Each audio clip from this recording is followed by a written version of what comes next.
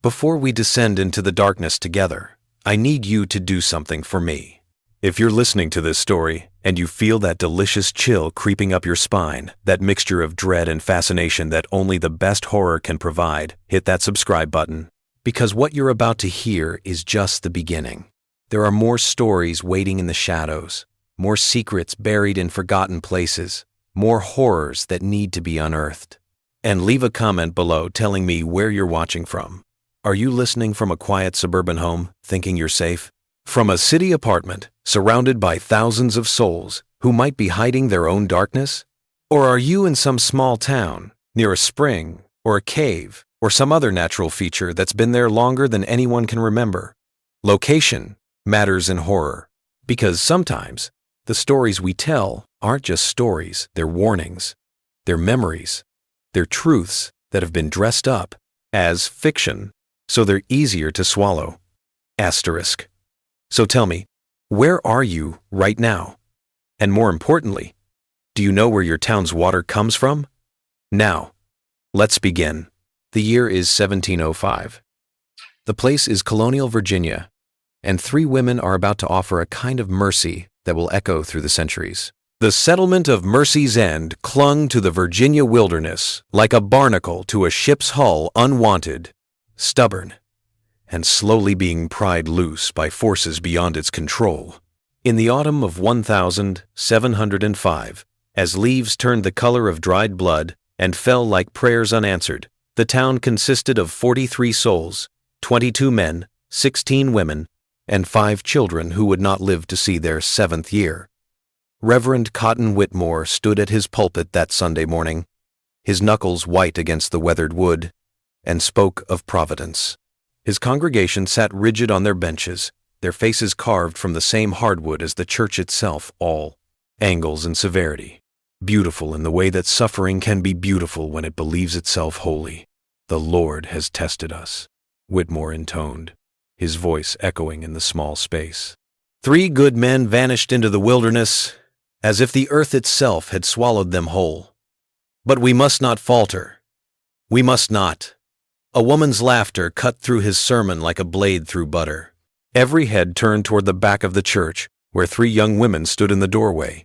They wore their Sunday dresses, but something about them seemed wrong.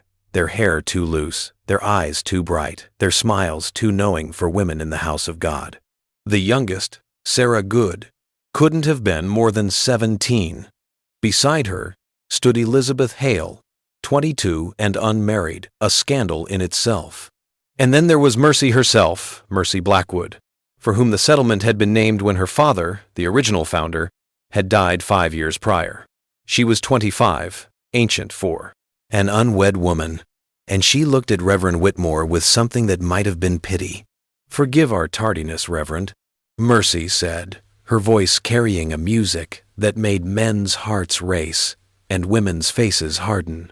"We were delayed at the cave." The cave. Even saying the word seemed to drop the temperature in the church by several degrees.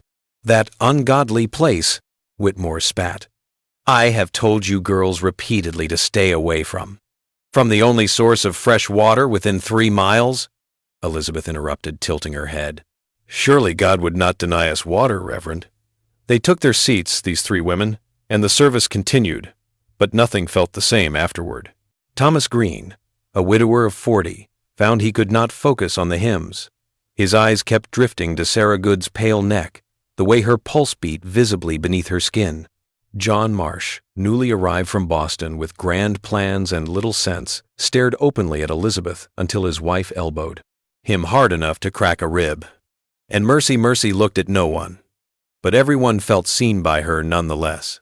After the service, as the congregation spilled out into the weak autumn sunlight, Thomas Green approached the 3 women. He was a good man by most accounts, honest and hard-working, devoted to his late wife's memory. But there was something in his eyes that morning, a hunger that had nothing to do with food. "Miss Good," he said, removing his hat, "I wonder if I might speak with you a moment about the property line between our lands. There's been some confusion, and, of course, Mr. Green," Sarah said, and her smile was as innocent as a child's. "Perhaps you could walk with me?" I'm heading toward the cave to fetch water for this evening's meal." Thomas's wife had been dead for 2 years. He had not touched a woman in all that time, had barely allowed himself to think of such things.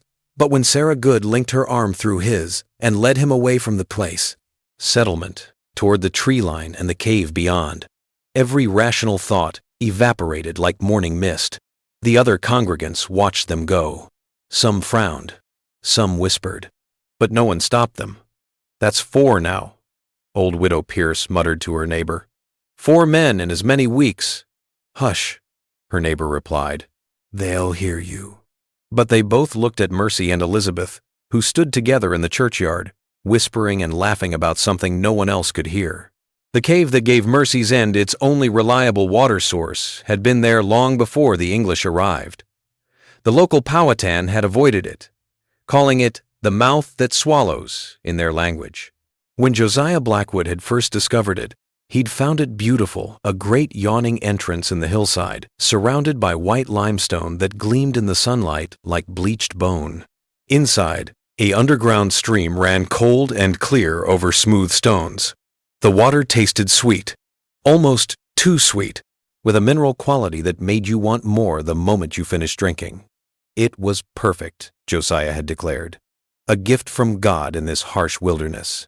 That was before Josiah had disappeared into it one winter morning, never to be seen again. Thomas Green knew the stories, of course. Everyone in Mercy's End knew them.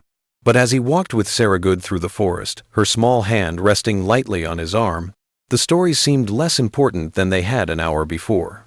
The world had narrowed to the swish of her skirts, the smell of lavender in her hair, the sound of her breath. "Mr. Green," she said softly as they approached the cave mouth. "May I call you Thomas?" Yes, of course. Thomas." She stopped walking and turned to face him, placing both hands on his chest. "Do you know what it's like to be hungry? Not for food, but for something else? Something you can't name but feel in your very bones?" He did. God help him, he did. Since Margaret's death, he'd been hollow, a shell of a man going through the motions of living. And now here was this girl, this woman, looking at him as if he were the only real thing in the world. "Sarah, Shh." She pressed a finger to his lips. "Come with me. Let me show you something." The cave entrance loomed before them, darker than it should have been given the brightness of the day. Thomas hesitated at the threshold, some ancient part of his brain screaming warnings that his conscious mind refused to hear. "Don't be afraid," Sarah whispered. "I promise you'll never feel pain again." She led him into the darkness, and Thomas Green followed, because what else could he do? He was already lost. Inside the cave, the temperature dropped sharply. Their breath misted in the air. The sound of running water echoed off unseen walls, creating a symphony of whispers that almost sounded like words. Sarah lit a lantern. When had she brought a lantern? And the weak light revealed a passage leading deeper into the earth. "How far does it go?" Thomas asked, his voice smaller than he intended. "All the way down," Sarah replied, "to the place where everything ends and everything begins." They walked for what felt like hours, but could have been minutes. Time moved strangely in the cave, stretching and contracting like a living thing. Thomas noticed markings on the walls, not Native American petroglyphs, but something older, stranger. Spirals and circles and figures that might have been human or might have been something else entirely. "Sarah, perhaps we should." "Look," she said, and pointed ahead. The passage opened into a vast cavern, so large the lantern light couldn't reach the far walls. In the center, an underground lake stretched still and black as a mirror. And around the lake, in a perfect circle, stood 7 stone pillars carved with the same strange symbols that marked the passage walls. But that wasn't what made Thomas's blood freeze. Between the pillars, in the spaces where shadows pooled deepest, he could see them. Men, or what had been men. They stood perfectly still, their skin pale as mushrooms, their eyes open but unseeing. Their clothes were from different eras. Some wore Native American buckskin, others Spanish armor from 100 years past. Still others wore English garb like his own, and they were all alive. He could see them breathing, see their chests rise and fall with mechanical precision. But there was nothing behind their eyes. No consciousness, no soul. What? What is this? Thomas stammered, backing away. Sarah's expression hadn't changed. She still wore that same gentle smile, but now Thomas could see something else beneath it, something vast and hungry and utterly inhuman. "This is mercy," she said, "true mercy. The end of pain, of worry, of the burden of being human. Don't you see, Thomas? You've been suffering for so long. Let us take that suffering away." Two other figures emerged from the shadows, Mercy and Elizabeth, both holding lanterns, both wearing expressions identical to Sarah's. "We are the daughters," Mercy Blackwood said, and her voice echoed with harmonics that shouldn't have been possible. "We have been here longer than your settlements, longer than your ships, longer than your gods. We feed on what you no longer need, your sorrow, your rage, your desperate human hunger for meaning in a meaningless world. And in return," Elizabeth continued, "we give you peace. Perfect, eternal peace." Thomas tried to run, but his legs wouldn't obey. He tried to scream, but no sound emerged. The three women circled him slowly, and as they did, he realized they were singing, or something was singing through them, a melody without words that came from the lake itself, from the stones, from the very bones of the earth. The last thing Thomas Green saw before the darkness took him was his own reflection in the black water, and the thing looking back at him from beneath the surface. It wore his face, but its smile was filled with too many teeth. 3 days after Thomas Green disappeared, his brother Martin arrived from Richmond. He was a lawyer, educated at Harvard, and he had no patience for frontier superstition or religious hysteria. When Reverend Whitmore tried to explain about the cave, about the pattern of disappearances, about the three women who seemed to be at the center of everything, Martin dismissed it all with a wave of his hand. "My brother was a grief-stricken man," he said coldly. "He likely wandered into the forest and met with some accident. I'll find him myself if you're all too frightened to look properly." He organized a search party of 12 men, the largest group that had entered the forest since the settlement's founding. They carried muskets, rope, torches, and enough provisions for 3 days. Martin Green was thorough, if nothing else. Mercy Blackwood watched them depart from her porch, knitting needles clicking rhythmically in her hands. "Should we be concerned?" Sarah asked, sitting beside her. "No," Mercy replied. "Let them look. They won't find what they're not ready to see." Elizabeth laughed from the doorway. "And even if they do, it's been so long since we had a proper feast." The search party returned 2 days later. They had found nothing, no trace of Thomas Green, no signs of struggle, nothing to explain where he might have gone. But they had entered the cave. Martin Green reported to the assembled town meeting. They had gone deep, following the underground stream for nearly a mile. "And," Reverend Whitmore pressed, Martin's face was pale, his hands shaking slightly though he tried to hide it. "And we found a large cavern with a lake. Nothing else. Just water and stone and silence." "You saw no men?" Mercy asked sweetly from the back of the room. "No bodies?" Every eye turned to her. "What do you know about this?" Martin demanded, his lawyer's instincts smelling blood in the water. Mercy set down her knitting. "Only what the forest tells us, Mr. Green. Your brother was not a happy man. Perhaps he found what he was looking for." "What does that mean?" "It means," Elizabeth interjected, "that sometimes men disappear because they want to, because whatever they're running from is worse than whatever they're running toward." The meeting erupted in arguments then. Some defended the women they were good Christian girls, daughters of founding families. Others spoke of witchcraft, of dark practices, of the need for a proper investigation. Reverend Whitmore called for order, but his voice had lost its authority. Something had broken in Mercy's end, some fundamental agreement about how the world worked. That night, Martin Green went to Mercy Blackwood's house. He knocked on her door at midnight, when decent folk were asleep. She answered immediately, as if she'd been waiting for him. She wore only her nightgown, her dark hair loose around her shoulders, and Martin found himself unable to speak. "Come in," she said. "We've been expecting you." The house was larger than it should have been. The main room stretched back into shadows that seemed to have no end. Candles burned in alcoves carved into the walls. When had anyone carved alcoves? And the air smelled of earth and water and something else. Something that made Martin's mouth water and his stomach turn simultaneously.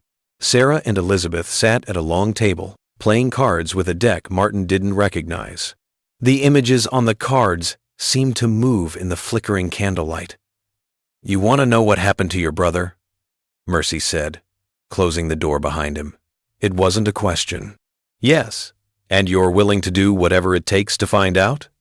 Martin hesitated. He was a rational man, an educated man, but he'd seen something in that cave, something he'd told no one about. In the deepest part of the cavern, where the lantern light barely reached, he'd glimpsed figures standing between the stone pillars. He'd convinced himself they were shadows, tricks of the light. But he'd known, even then, that he was lying to himself. "Tell me the truth," he said. Mercy smiled, and in that smile, Martin saw centuries. "The truth? The truth is that your people came to this land thinking you could tame it, thinking you could impose your order on something that was never meant to be ordered. But the land was here first, and it has its own hungers, its own needs." "We are not women," Elizabeth said softly, not looking up from her cards. "Not anymore. Not anymore. Not anymore. Not anymore. Maybe we were once, long ago. But we drank from the deep water, and it changed us, made us into something else, something necessary. We take the men who are already lost," Sarah added, "the ones drowning in their grief, their rage, their emptiness. We give them peace. We give them purpose." "By killing them?" Martin's voice broke. "By preserving them?" Mercy corrected. "They live forever in the cave, sustained by the water, by the darkness, by us. They feel nothing. They are nothing. And isn't that better than the alternative? Isn't oblivion better than suffering?" Martin backed toward the door, but it had disappeared. The wall was smooth stone now, as if there had never been an entrance. "You asked for the truth," Mercy said, moving closer, "and now you have it. The question is, what will you do with it?" "I'll tell everyone." You'll what?"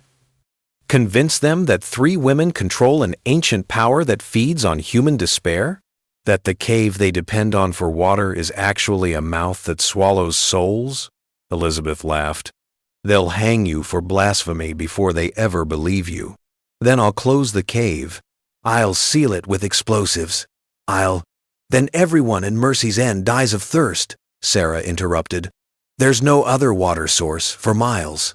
"You know this." Martin did know this. It was one of the settlement's greatest vulnerabilities.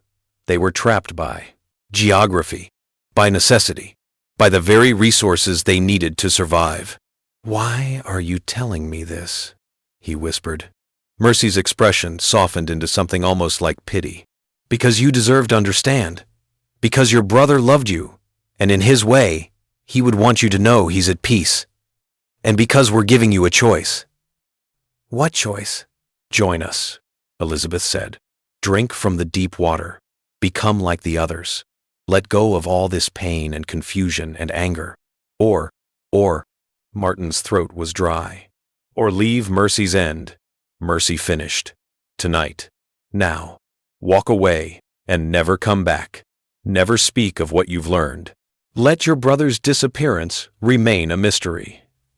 Let us continue our work. And if I refuse both?" The 3 women looked at each other and smiled, identical smiles. "Then you'll join your brother regardless," Mercy said, "but without the blessing of choice, and that would be a shame." Martin Green was, as mentioned, an educated man. He understood probability, risk assessment, the weight of evidence. He understood that he was facing something beyond his ability to fight or flee.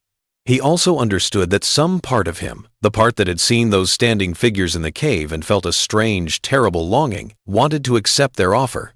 In the end, Martin chose the third option. He left Mercy's End that very night, taking only what he could carry. He rode hard for Richmond and never looked back. When people asked about his brother, he said Thomas had moved west, seeking new opportunities. He said it so many times, he almost believed it himself. But sometimes, late at night, Martin Green would wake from dreams of dark water and stone pillars, and he would wonder if he'd made the right choice. He would wonder if his brother was really at peace in that terrible place, and whether peace bought at such a price was peace at all. A month after Martin Green's departure, a new family arrived in Mercy's End, the Wainwrights Jacob and Rebecca and their son Daniel, 16 and full of the kind of anger that comes from being uprooted from everything familiar. Jacob had gambled away their farm in Pennsylvania, and they were starting over with nothing but debts and regrets. Rebecca Wainwright looked at the three women of Mercy's End and saw something that made her blood run cold. She'd grown up in Salem, had been a child during the trials. She knew what it looked like when something wore a human face but wasn't human underneath. "We should leave," she told Jacob the day after they arrived. "We just got here," he replied. "Besides, where would we go? Anywhere but here. Those women, what about them? They've been nothing but kind." That was true. Mercy had brought them fresh bread. Sarah had offered to teach Rebecca the best places to gather herbs. Elizabeth had even given young Daniel a book rare and precious in the frontier about natural philosophy. But kindness could be a lure. Rebecca knew. The devil's hooks were always baited with something sweet. She began to ask questions, carefully, discreetly. The other women of Mercy's End were tight-lipped at first, but Rebecca was persistent. Slowly, a picture emerged. 9 men had disappeared in the past 3 years. All of them had been seen last with one of the 3 women. All of them had been heading toward the cave. "Why don't you leave?" Rebecca asked Widow Pierce. The old woman laughed bitterly. "And go where? Die of thirst in the wilderness? Face the natives alone? The devil you know, child, the devil you know." Rebecca understood then. They were all prisoners here, trapped by necessity and fear, and the terrible compromises required to survive in this harsh land. That night, she confronted the 3 women at their house. Daniel had disappeared that afternoon, telling his father he was going hunting. But Rebecca had seen him walking with Sarah Good toward the tree line, had seen the look in his eyes, that same glazed hunger she'd seen in all the others. "Where is my son?" she demanded when Mercy opened the door. "Safe," Mercy replied calmly. "Safer than he's ever been. I want him back." "Do you? Do you really?" Elizabeth appeared behind Mercy, her head tilted curiously. "You've seen the way he looks at you, haven't you? The hatred in his eyes every time you speak? The rage in his fists when he thinks no one's watching?" Rebecca's face went white. "We know everything," Sarah said, emerging from the shadows. "We can taste it in the air, the violence simmering beneath the surface, the potential for something terrible. Your son was going to hurt someone, Rebecca. Maybe you. Maybe his father.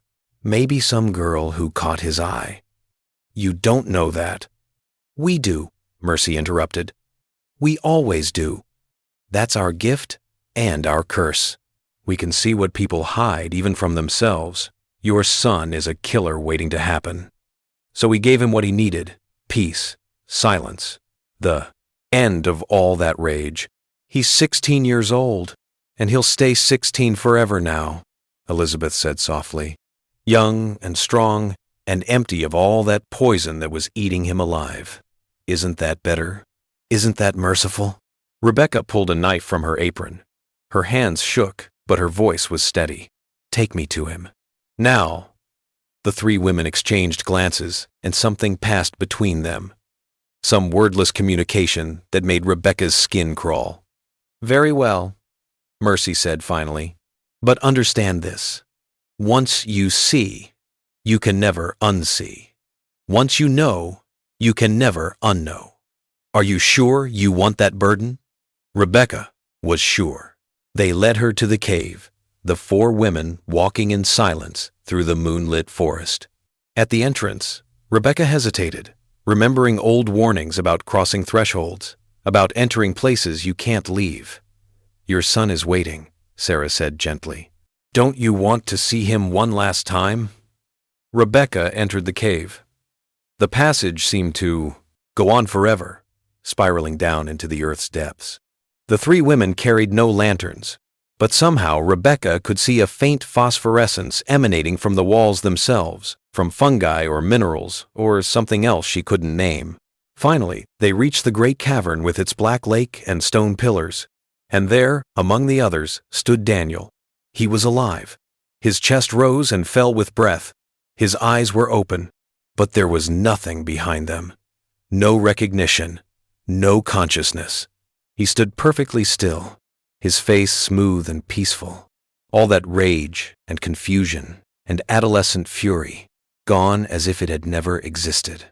"Daniel," Rebecca whispered, approaching him. "Daniel, please." He didn't respond. She touched his face, and his skin was cold as marble. "What have you done to him?" "Nothing he didn't need," Mercy said.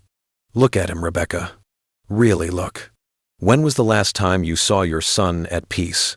When was the last time you didn't flinch when he entered a vowed room?" Rebecca wanted to deny it, but she couldn't. Daniel had been changing for months, becoming someone she didn't recognize, someone she feared. And wasn't this better? Wasn't this preferable to the alternative to finding him one day covered in someone else's blood or her own? "We're not monsters," Elizabeth said softly. "We're necessary.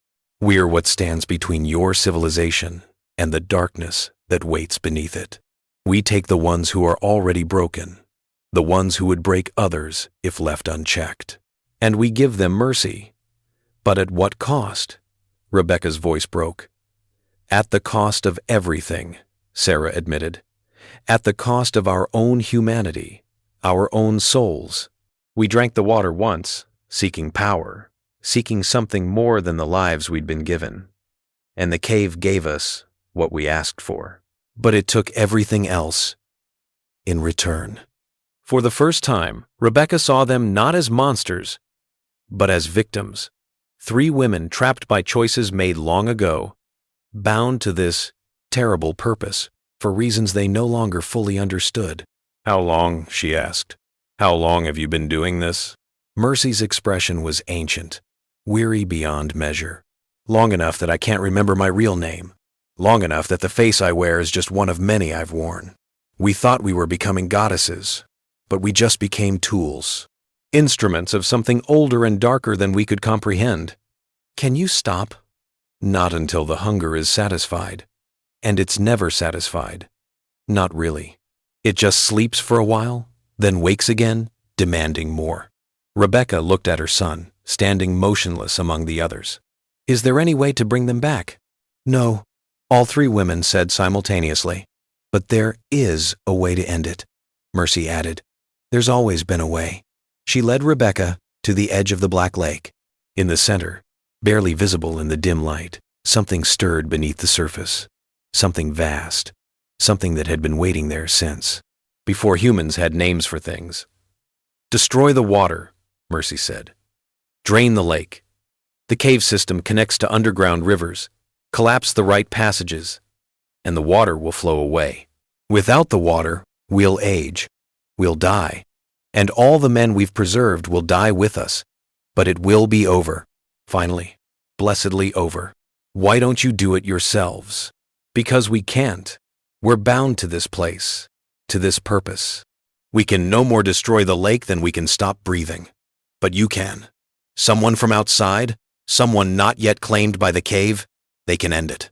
Rebecca looked at Daniel one last time. Her son, her baby, the boy who'd laughed and played and dreamed of becoming a soldier. He was gone. Whatever the cave had taken from him wasn't coming back. "Tell me how," she said. Rebecca Wainwright did not sleep that night. She sat at her table while Jacob snored in the next room, oblivious to the fact that their son was standing in a cave as a hollow vessel, and she planned murder. That's what it was, she'd decided. Murder. Mercy, Sarah, and Elizabeth might wear human faces, might speak with human voices, but they were victims as much as perpetrators. Ending them would be an act of mercy in itself, the kind they'd forgotten how to give themselves. But draining the lake wasn't simple. The cave system was vast, Mercy had explained. The lake fed from underground aquifers that stretched for miles. To truly drain it would require collapsing specific passages in a precise sequence, redirecting the water flow into deeper chambers that led nowhere. It would require gunpowder, and timing, and a willingness to potentially die in the attempt. Rebecca had all three. She'd stolen the gunpowder from the settlement's supply 2 nights after her conversation with the 3 women. Small amounts at first, easily explained away, needed it for clearing stumps, for signaling in case of attack. She stored it in clay jars, sealed with wax, hidden beneath the floorboards of her cottage. The 3 women knew what she was doing, of course. They had to. But they said nothing, did nothing, to stop her. They continued their lives as if everything were normal, attending church, helping with harvests, smiling their terrible smiles. They want to die, Widow Pierce observed one morning, watching Mercy hang laundry in the weak winter sunlight. Can't you see it? They're tired. Rebecca could see it. Now that she knew what to look for, it was obvious. The way Elizabeth stared at the sunrise, as if seeing it for the first time and last time simultaneously. The way Sarah touched tree bark and flower petals with a kind of desperate tenderness. The way Mercy closed her eyes when children laughed, as if trying to remember what joy felt like. They were ancient things, wearing young faces, and they were exhausted. But there were others in Mercy's End who'd noticed Rebecca's preparations, others who had different ideas about what should be done. Reverend Whitmore called a town meeting in December, as the first snows began to fall. "We cannot continue like this," he declared from his makeshift pulpit. 9 good men vanished, a boy taken from his mother, and we sit idle, paralyzed by fear and superstition. I say we must act. Act how? Someone called from the back. We must cleanse the cave of its evil. A proper exorcism, sanctified by God's own word, will drive out whatever darkness lurks there and reclaim it for Christian purpose. Rebecca stood. That won't work. Every eye turned to her. And how would you know? Whitmore demanded. Because I've spoken with them. The 3 women. They told me what they are, what the cave is. It's not possession, Reverend. It's something older, something that was here before your God, before any God. The room erupted in shouts and accusations. Blasphemy, witchcraft, conspiracy. Mercy Blackwood stood then, and her voice cut through the chaos like a blade through silk. She speaks truth, Mercy said simply. We are what we are. We've never pretended otherwise, not to those willing to see. The cave feeds, we feed. And in feeding we keep something worse at bay. Lies, Whitmore spat. Are they? Elizabeth joined Mercy at the front of the room. Then explain the disappearances before we arrived. Explain why the Powhatan abandoned this land. Explain why every settlement within 50 miles has failed, except this one. Sarah moved to stand with her sisters. We are the price of your survival, whether you acknowledge it or not. We take your broken men, your dangerous men, your men who would tear this community apart with their violence and rage, and we preserve them, unchanged, unhurting. You kill them! Rebecca shouted. No, Mercy said softly. We save them! From themselves! From you! From the terrible things they would have done if left free. The room fell silent. My son wasn't dangerous, Rebecca continued, her voice shaking. He was just angry. He was 16. Every boy is angry at 16. Your son was planning to kill you, Sarah said flatly. He'd already picked the knife. He'd already chosen the night. We saw it in him, tasted it in his dreams. So yes, he was dangerous. Immensely so. Rebecca wanted to deny it, but the truth was, she'd found the knife hidden under Daniel's pillow 2 weeks before his disappearance. She'd convinced herself it was for protection, for hunting, for anything other than the obvious. Even if that's true, she said carefully, it doesn't give you the right to decide who lives and who dies, doesn't it? Mercy's expression was unreadable. "We've kept this settlement alive for 12 years. Fed your crops with water from the lake, kept the predators at bay, taken only those who were already lost." "You've built your church on our foundation, Reverend. Your entire godly community exists because we feed." Whitmore's face went purple with rage. We will not accept this. "Devil's bargain any longer. Tomorrow we march on the cave. We'll seal it with stones, starve whatever evil lurks there, and find water elsewhere." "Then you'll all be dead within a month," Elizabeth said calmly. "There is no other water." "You know this. God will provide." "Will he?" Mercy's smile was sad. "You've been praying for 12 years, Reverend. Has he provided yet?" That night, 3 groups made preparations. Reverend Whitmore gathered the most zealous men of the settlement, 7 in all, each convinced of their righteous purpose. They armed themselves with muskets, torches, and holy water, blessed in the church. They would march at dawn. Rebecca finished sealing the last of her gunpowder jars. She had enough to collapse 3 key passages if placed correctly. Mercy had drawn her a map on birch bark, showing exactly where to place the charges. It would be dangerous, possibly fatal. But her son was already gone. What did she have left to lose? And the 3 women, prepared as well, in their own way. They stood around the black lake in the cave's deepest chamber, holding hands, singing that wordless song that came from somewhere beyond language. The standing men, all 23 of them now, including Thomas Green and Daniel Wainwright, swayed slightly in time with the music, empty vessels moved by winds no one else could feel. "It's almost over," Mercy whispered. Finally, Elizabeth agreed. "Will it hurt?" Sarah asked. She was the youngest, or had been once. "When we die? I don't know," Mercy admitted. "I don't remember what pain feels like anymore. I don't remember what anything feels like.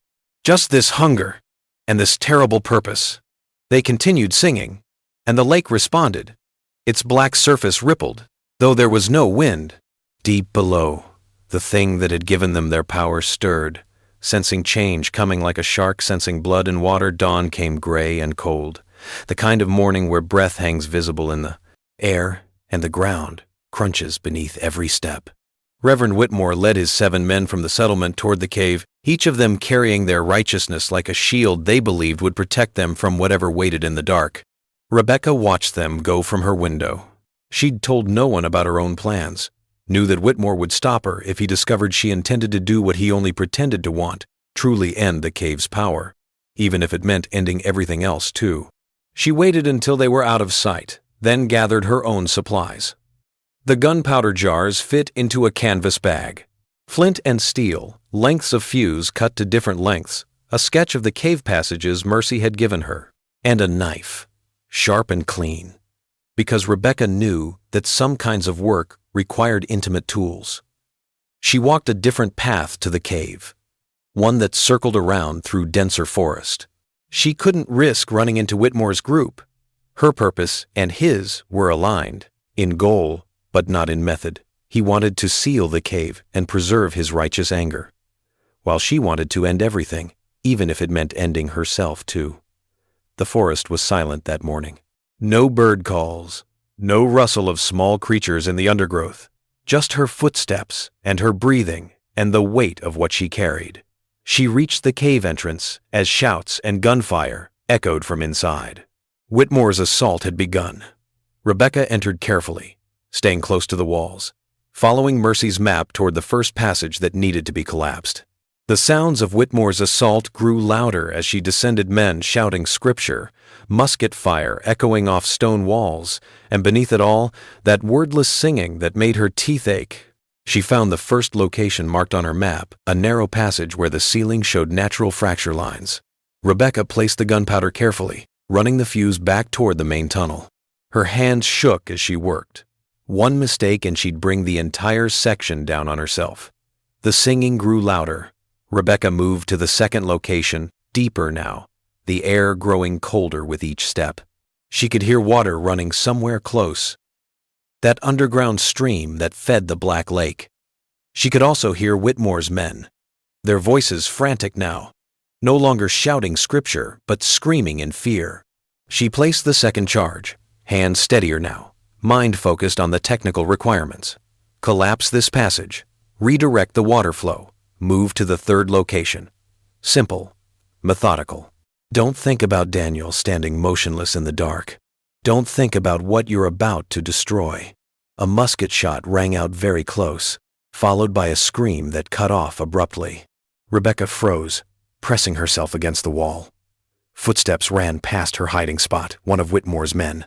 His face a mask of terror, his shirt torn and bloody. He didn't see her, just kept running toward the entrance, toward sunlight and sanity. She continued deeper. The third and final location was the most dangerous, a weight-bearing pillar of limestone that supported the entire network of passages above the lake chamber. Collapse this, and the water would drain into deeper caves below. Caves that led nowhere, that simply swallowed and kept swallowing until nothing remained. Rebecca found the pillar and began placing her largest charge. Her fingers were numb with cold now, making the work difficult. The fuse kept slipping.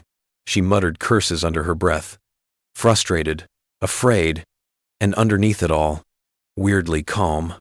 This was right. This was necessary. "You're very brave," a voice said behind her. Rebecca spun, knife in hand. Sarah Good stood there, her dress torn and bloodied, her face serene despite the carnage that must have occurred above. Or very foolish. "I can never tell the difference anymore. Stay back," Rebecca warned. "I'm not here to stop you." Sarah moved closer, and Rebecca could see that the blood on her dress wasn't hers, couldn't be hers, because whatever she was didn't bleed the way humans bled. "I'm here to help." "Why would you?" "Because Mercy was right. We're tired.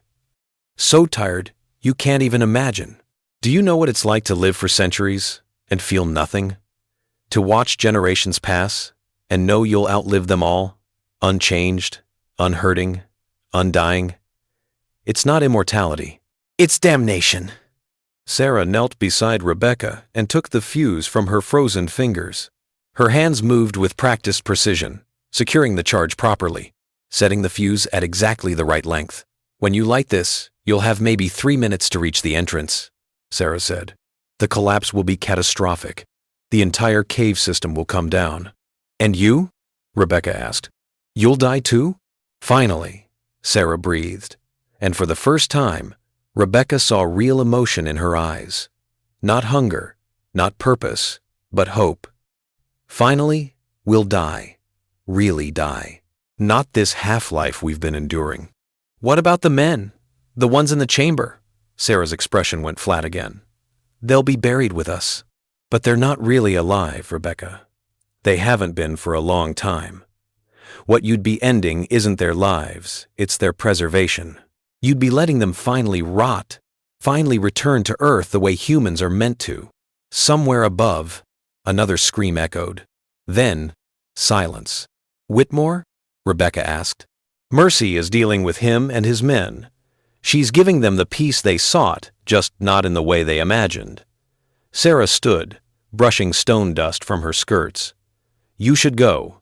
Light the fuses in sequence, furthest first, then work backward. That will give you the most time." "Will it hurt?" Rebecca asked. "When you die?" Sarah smiled, and it was the first genuine smile Rebecca had seen on any of their faces. "I hope so. I hope it hurts terribly, because that would mean I can still feel something."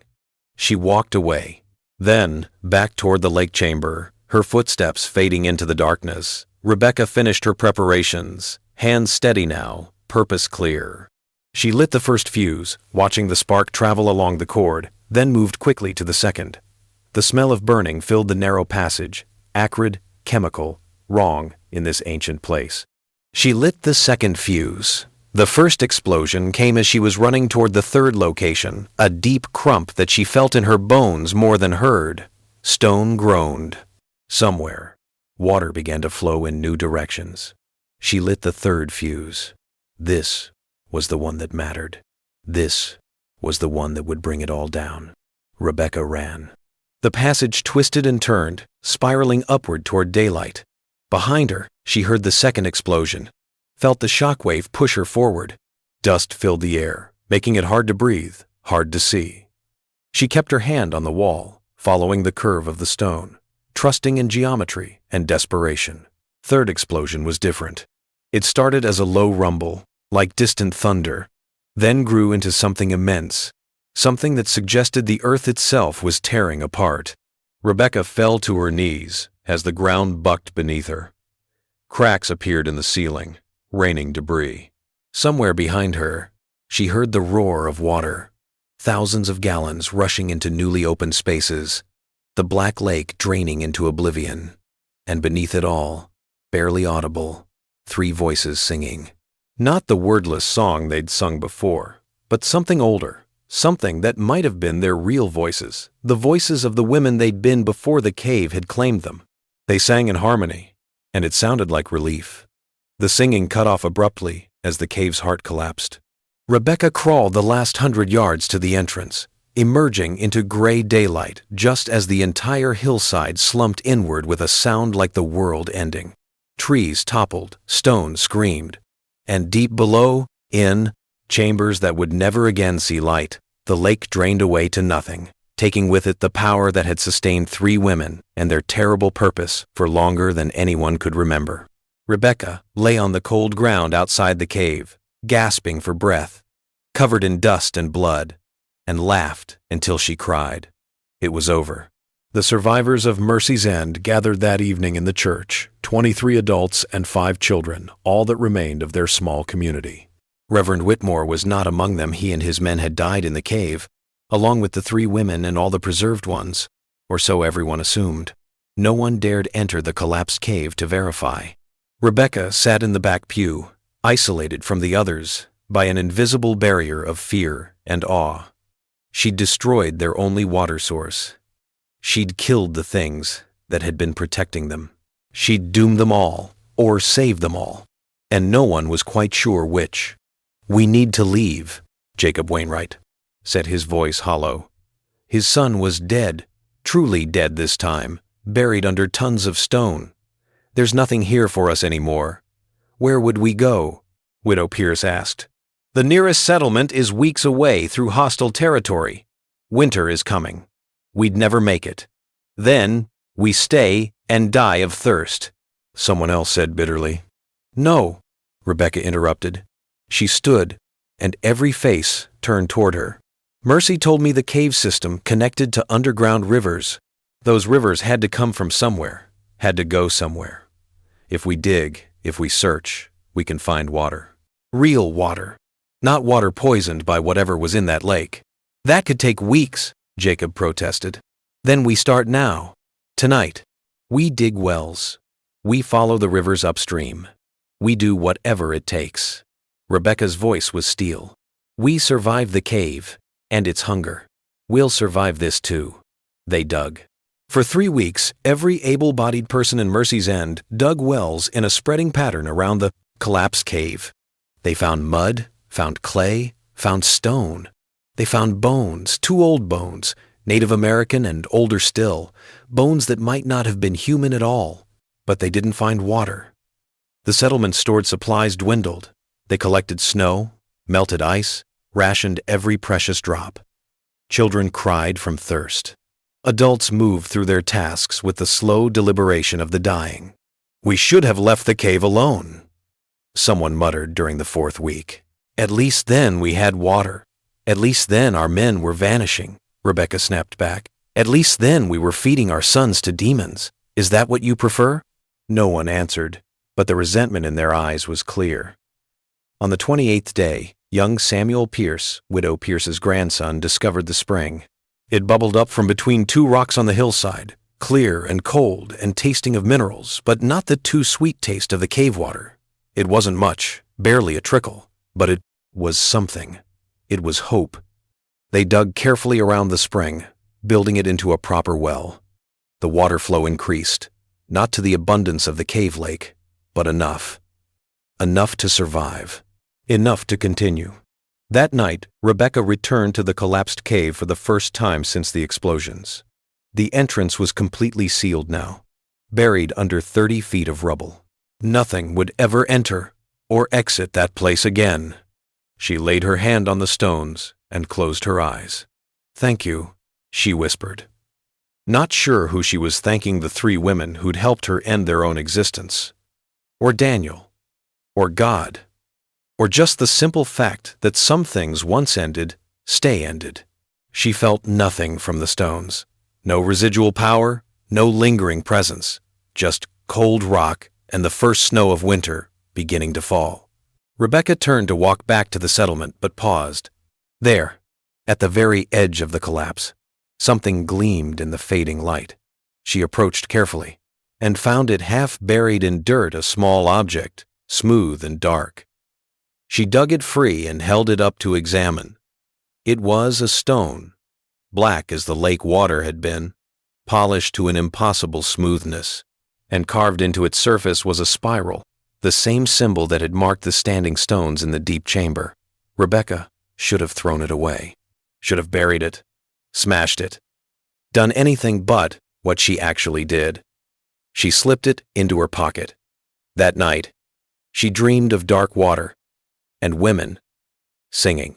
In her dream, she walked to the new spring and dipped her hand in the water. It tasted sweet, too sweet, with that same mineral quality that made you want more the moment you finished drinking. And from deep below, something ancient and patient smiled, because it had always known that humans would need water, would always need water, and where there was need, it could feed. Rebecca woke with a stone clutched in her hand, its surface warm despite the winter cold. She told no one about the dream. 3 months after the cave's collapse, Mercy's End began to thrive in ways it never had before. The crops that spring grew larger and faster than they should have. Game became more plentiful. The children, previously sickly and weak, bloomed with health. Even the weather seemed to cooperate, bringing rain when needed and sun when necessary. It's God's blessing. Reverend Whitmore's replacement declared a younger man named Sheffield, who'd arrived from Williamsburg with his faith intact. God has rewarded your faithfulness in destroying that evil place. But Rebecca knew better. The spring water tasted sweeter every day. People drank more of it, craved it, grew dependent on it in ways that had nothing to do with thirst. And Rebecca saw the way they looked at her sometimes, with hunger in their eyes, with a need that wasn't quite human. The stone in her pocket grew heavier. One night, unable to sleep, she went to the spring. The moon was full, turning the water silver. She took the stone from her pocket and held it over the water, ready to drop it in, ready to contaminate the spring or purify it. She wasn't sure which would happen, but something needed to happen. "Don't," a voice said. Rebecca spun. A woman stood at the edge of the clearing. Not Mercy or Elizabeth or Sarah, but someone else, someone new.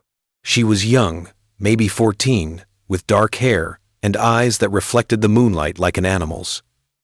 "Who are you?" Rebecca demanded. "My name was Hannah," the girl said. "Once, a long time ago, before I drank from the first spring." Rebecca's blood went cold. The first spring? There's always been a spring, Rebecca. Always. The cave was just one manifestation, one mouth of something that feeds throughout this land. You collapsed the cave, but you didn't kill the source. You just redirected it, gave it a new shape, a new purpose. "No," Rebecca whispered. "No, I destroyed it. I felt it die." "You felt that version of destroyed. It die," Hannah corrected. "But the hunger never dies. It just sleeps, waits, finds a new way to feed. And now it has one this spring, and you, and that stone you carry." Rebecca looked at the stone in her hand, saw the spiral catch the moonlight. "I'm not like them," she said. "I won't become like Mercy and the others." "You think they chose this?" Hannah's laugh was bitter. "They were just like you women, trying to protect their communities, trying to survive in a harsh land. They found power and thought they could control it. But the power controlled them, just as it will control you. Then I'll destroy this spring too, and another will open, and another, and another. The land is hungry, Rebecca. It's been hungry since before humans walked here. We're just the latest things to feed it, or to be fed to it. The distinction stops mattering after a while. Rebecca's hand trembled. Then what do I do? The same thing Mercy did. The same thing Sarah and Elizabeth did. You manage it. You guide it. You choose who feeds the hunger so that others can survive. Hannah's expression was ancient, despite her young face. It's not fair. It's not right, but it's necessary. I won't take men. I won't take men. You will, Hannah interrupted. When the choice is between one and many, you'll choose one. When the choice is between letting a killer walk free or feeding him to the dark, you'll choose the dark. You'll tell yourself it's mercy. You'll tell yourself it's justice. And maybe it is, but mostly it's just survival. Rebecca looked at the spring, at the stone, at this girl who might have been 14 or might have been 1400. Is there no way out? There's always a way out, Hannah said softly. You can walk away right now. Drop the stone in the spring and leave Mercy's End forever. Let someone else deal with what comes next. And if I do that, then in a year, or 5 years, or 10, another woman will stand where you're standing, holding another stone, having this same conversation with me. The cycle continues. It always continues. Rebecca stood there in the moonlight, the stone warm in her palm, the sound of the spring bubbling its too sweet water into the night. She thought of Daniel, standing empty-eyed in the dark.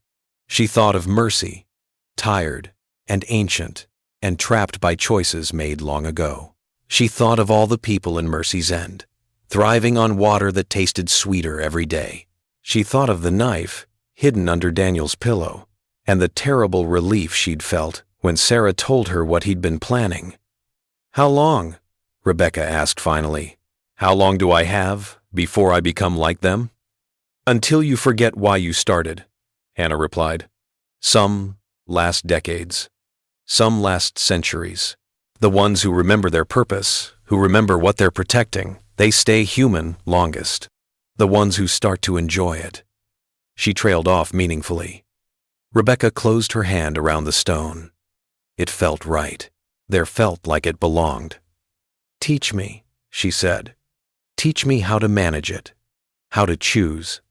Hannah smiled sadly. The first lesson is the hardest. You have to learn to see people the way the hunger sees them, not as individuals with hopes and dreams, but as collections of needs and dangers. You have to learn to taste their potential for violence, for cruelty, for harm. And then you have to learn to live with what you've become. They stood together by the spring as the moon set and dawn approached. Hannah taught, and Rebecca learned. And in Mercy's End, people slept peacefully, drinking sweet water in their dreams, never knowing that they'd traded one set of guardians for another. 2 weeks later, a man arrived in the settlement, a trapper named William Cross, running from debts and crimes in Charleston. He had dead eyes and quick hands and a smile that never reached his face. He took a room at the widow Pierce's house and immediately began making plans. Rebecca watched him from her window, tasting his intentions in the air. She could feel the hunger in him, the violence simmering beneath his polite demeanor. She could see the girl he would hurt, the theft he was planning, the fire he would set when he was ready to move on. That night, she invited him to walk with her to the spring. I've heard the water there is particularly good at night, she said, smiling the smile Mercy had taught her without knowing, the smile that had been passed down through the ages, from one guardian to the next. William Cross agreed, because what else could he do? He was already lost, already trapped, already food for something vast and patient and eternally hungry. They walked together into the darkness, and Rebecca sang a wordless song that came from somewhere beyond language, and the spring bubbled its too sweet water into the night, satisfied for now, always hungry, always waiting. In the morning, when people asked about William Cross, Rebecca told them he'd moved on to Richmond, seeking better opportunities. They believed her because they wanted to believe, because the alternative was too terrible to contemplate. And in the deep places beneath Mercy's End, in chambers that would never again see light, something that might have been William Cross stood very still, his eyes open but unseeing, his face peaceful, all his rage and hunger and terrible intentions preserved forever in the dark. Rebecca Wainwright returned to her cottage and hung a spiral symbol above her door, carved from wood this time, not stone, but the meaning was the same. She was a guardian now, a feeder of the hunger, a necessary evil in a harsh land. She told herself it was mercy. She told herself it was justice. She told herself many things in the years that followed, and some of them were even true. But late at night, when the spring whispered its too sweet promises and the stone grew warm in her pocket, Rebecca remembered the look in Daniel's eyes and wondered if there was really any difference between feeding the darkness and becoming it. The year was 1725, and Mercy's End had grown. No longer a struggling frontier settlement, it now boasted 60 permanent residents, a proper church with a bell tower, a trading post, and even a small school where children learned their letters and sums. Prosperity had come slowly but surely, watered by the spring that never dried, fed by soil that yielded crops too abundant to be entirely natural. People came from other settlements to marvel at Mercy's End's success. They asked questions about farming techniques, about water management, about the secret to such remarkable thriving in this harsh wilderness. The answers they received were carefully generic: hard work, God's blessing, good fortune. No one mentioned the spring's too sweet water. No one mentioned the men who occasionally disappeared. And certainly no one mentioned Rebecca Wainwright, now 42 years old and looking barely 30, who lived alone in her cottage at the edge of the settlement and sometimes walked the forest at night, singing songs that made wolves fall silent. She stood now at her window, watching 3 young women walk past her house toward the town center. They were laughing together, their faces bright with youth and hope, and Rebecca felt something twist in her chest. Envy, perhaps, or regret, or just the simple acknowledgement of time passing while she remained. The stone in her pocket grew warm, as it always did when she felt too much of anything. "They're pretty," Hannah said from the shadows of Rebecca's cottage. She appeared less frequently now, only when something important was happening or about to happen. The tall one especially, Margaret Sheffield, the Reverend's daughter. "She's been drinking from the spring every day, twice as much as she needs." "I know," Rebecca replied quietly. "She tastes it too, the sweetness underneath. She's curious." "I know," Hannah materialized more fully, looking exactly as she had 20 years ago, 14 years old, dark-haired, ancient-eyed. Then, you know what's coming. Rebecca did know. She'd known for months, watching Margaret Sheffield develop the same telltale signs, the way she stared at the spring too long, the way her eyes tracked certain men through the settlement with an intensity that wasn't quite hunger yet, but would be soon, the way she'd started having dreams of dark water and women singing. The spring was choosing a new guardian. "She's too young," Rebecca said. "You were older, yes, but Mercy was younger when she drank. So was Sarah. Age doesn't matter, readiness does. And Margaret Sheffield is ready, whether she knows it or not. I could stop her. I could seal the spring, move to a new location, and doom this entire settlement," Hannah interrupted. "The spring needs feeding, Rebecca. It always needs feeding. You've managed it well, only taking the ones who deserved it, only feeding the hunger when necessary. But that balance requires a guardian. If you leave, if the spring goes untended, it will take indiscriminately. Children, women, anyone who drinks." Rebecca pressed her forehead against the window glass. "I'm so tired, Hannah. I know. 20 years I've been doing this. 20 years of choosing who lives and who becomes preserved in the dark. 20 years of smiling and lying and pretending I'm still human." "You are human," Hannah said, but her voice carried doubt. "More human than Mercy ever was by the end. You've stayed true to your purpose. You've never taken someone who didn't deserve it." "Haven't I?" Rebecca turned to face her. "What about Peter Morrison?" "He was just a thief, Hannah. Just a man stealing food to feed his children." Did he deserve to stand empty-eyed in the dark forever? He beat his wife to death 3 towns over? Hannah replied flatly. You tasted that in him? The capacity for lethal violence. He would have done it. Again, you saved lives by taking him. And I'm supposed to feel good about that? You're supposed to feel nothing about it. That's the whole point. But Rebecca did feel. That was her problem, her weakness, the thing that had kept her human when others had lost themselves. She felt every man she'd fed to the spring, carried them like stones in her heart. 23 men in 20 years, 1 per year on average, plus the occasional traveler who wandered through with murder in his eyes. She knew their names, remembered their faces, still heard their voices sometimes in her dreams, asking why, asking please, asking for mercy she'd given in the only form she knew how. Margaret Sheffield can't do this, Rebecca said finally. She's too soft, too kind. It will destroy her. Then teach her to be harder, Hannah suggested. The way I taught you. The way Mercy taught me. Long ago, before she forgot there was anything to teach. Rebecca looked out the window again. Margaret. Sheffield stood in the town square now, talking with the blacksmith's apprentice, a young man named Thomas Webb. They were holding hands, their faces close together, whispering secrets meant only for each other. She's in love, Rebecca observed. Yes, Hannah agreed. And he's going to die. Rebecca's hands clenched into fists. You can't know that. Can't I? Look at him, Rebecca. Really. Look. Taste what's in him. Rebecca focused her senses the way Hannah had taught her 2 decades ago, the way she'd learned to taste potential in people, to see the violence they carried inside them like dormant seeds. With Thomas Webb, she tasted nothing, just normal human emotions. Love for Margaret, ambition to become a master blacksmith, a touch of impatience with his aging master. Normal, human, harmless. I don't understand, Rebecca said. Look deeper. Look at his lungs.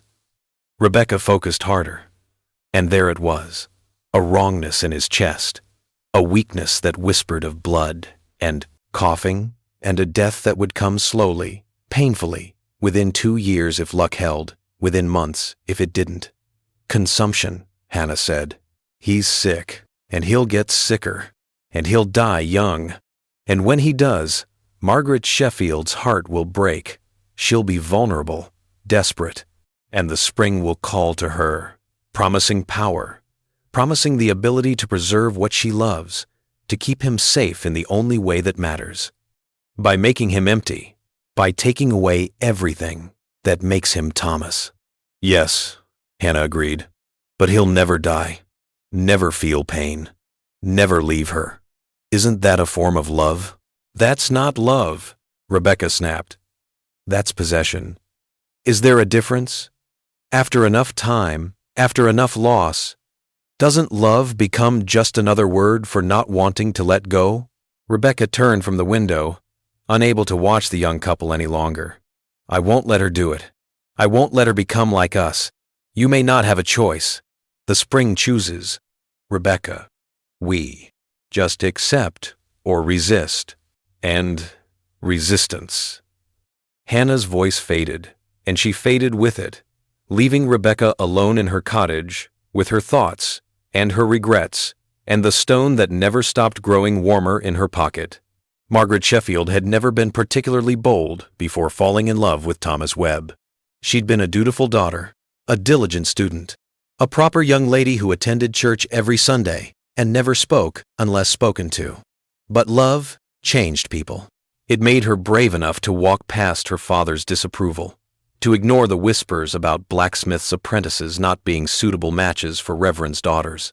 It made her bold enough to meet Thomas in the forest after dark, to let him kiss her beneath the stars, to plan a future together despite all the obstacles. And it made her desperate enough to notice things she shouldn't have noticed. Like the way Rebecca Wainwright never seemed to age. Like the way men sometimes walked into the forest with Rebecca and never walked out. Like the way the spring water tasted sweeter every time she drank from it, and how she couldn't stop wanting more. Margaret followed Rebecca one night in late summer, keeping to the shadows, heart pounding with fear and excitement. She watched as Rebecca met a stranger at the settlement's edge, a trader who'd arrived that afternoon with goods from Williamsburg and eyes that lingered too long on the young girls drawing water. She watched them walk together toward the spring, watched Rebecca sing that strange, wordless song, watched the man's face go slack and peaceful as they disappeared into the forest. She watched, and she waited, and when Rebecca returned alone an hour later, Margaret stepped out from her hiding place. "Where is he?" she demanded. Rebecca stopped, not even startled.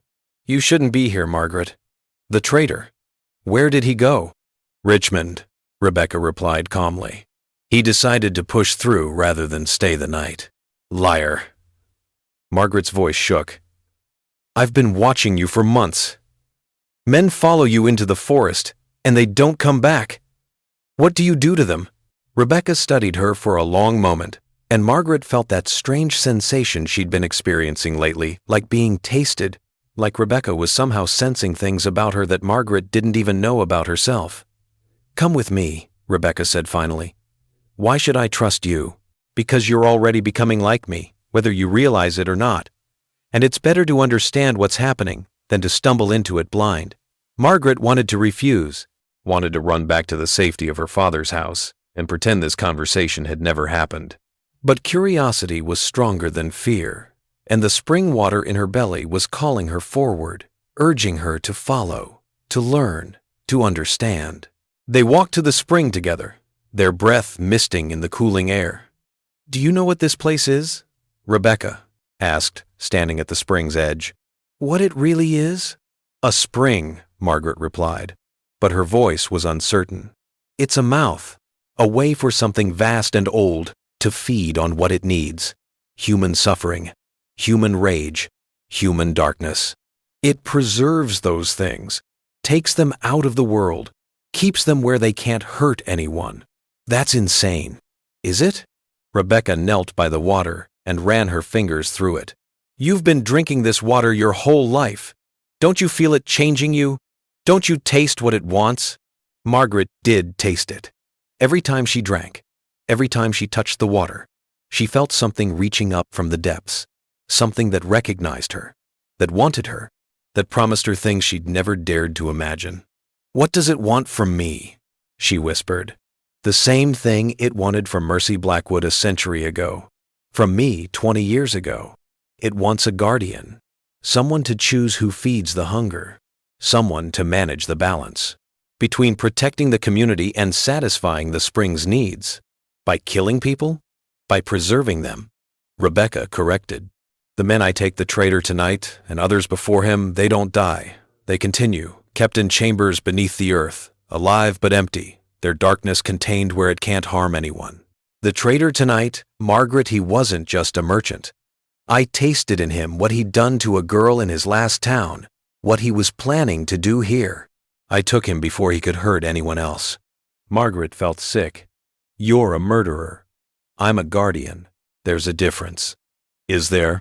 Margaret backed away from the spring, from Rebecca, from all of this impossible information. "This is madness." "You're mad." "I'm going to tell my father." And he'll believe you?" Rebecca's voice was gentle, pitying. "You'll tell him his quiet little settlement thrives because I feed dangerous men to a spring possessed by ancient hunger? He'll lock you away, Margaret. He'll call it hysteria, or possession, or a woman's weakness. And meanwhile, the spring will continue calling to you, and eventually, you'll answer. I won't. I'll leave. I'll go to Williamsburg with Thomas, and Thomas is dying," Rebecca said flatly. The world stopped. "What?"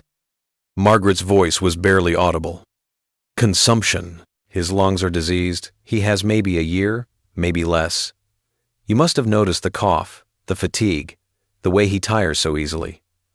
Margaret had noticed. She'd told herself it was nothing, just overwork, just the summer heat. But deep down, she'd known something was wrong. She'd tasted it in his kisses, felt it in the thinness of his body when she held him.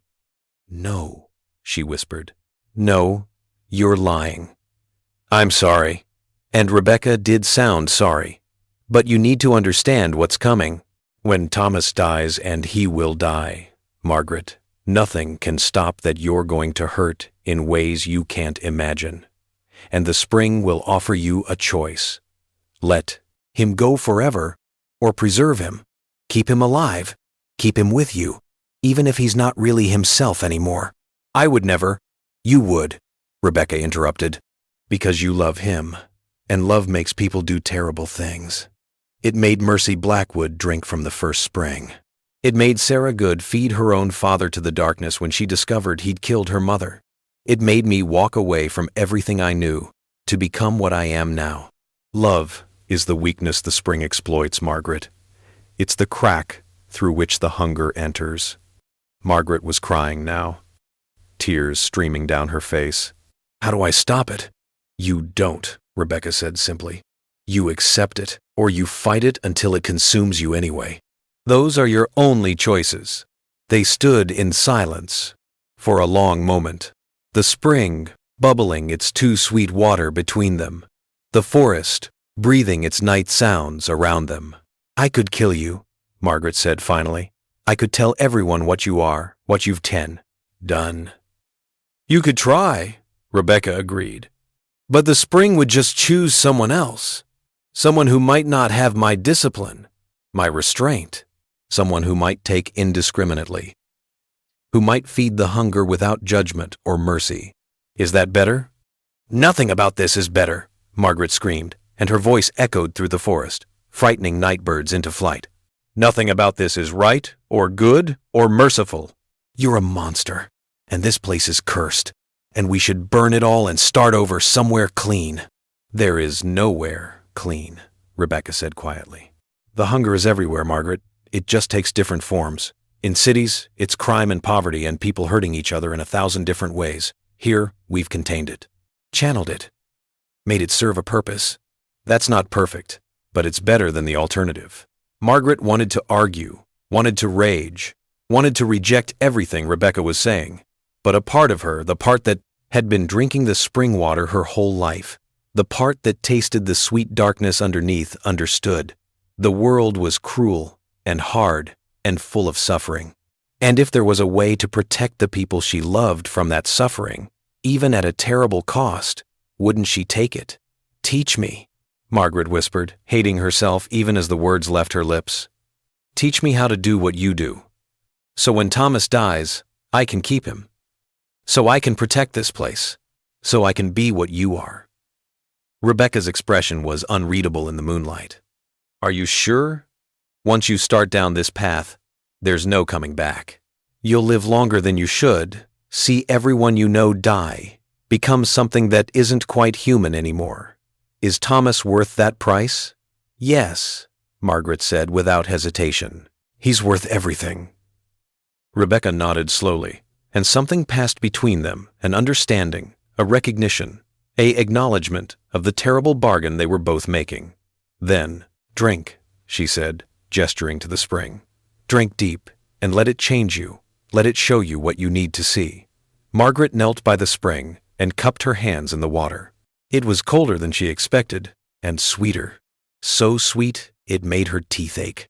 She drank once, twice, 3 times, and with each swallow, she felt something inside her shift and open, like a door that had been locked her entire life, suddenly swinging wide. The world sharpened.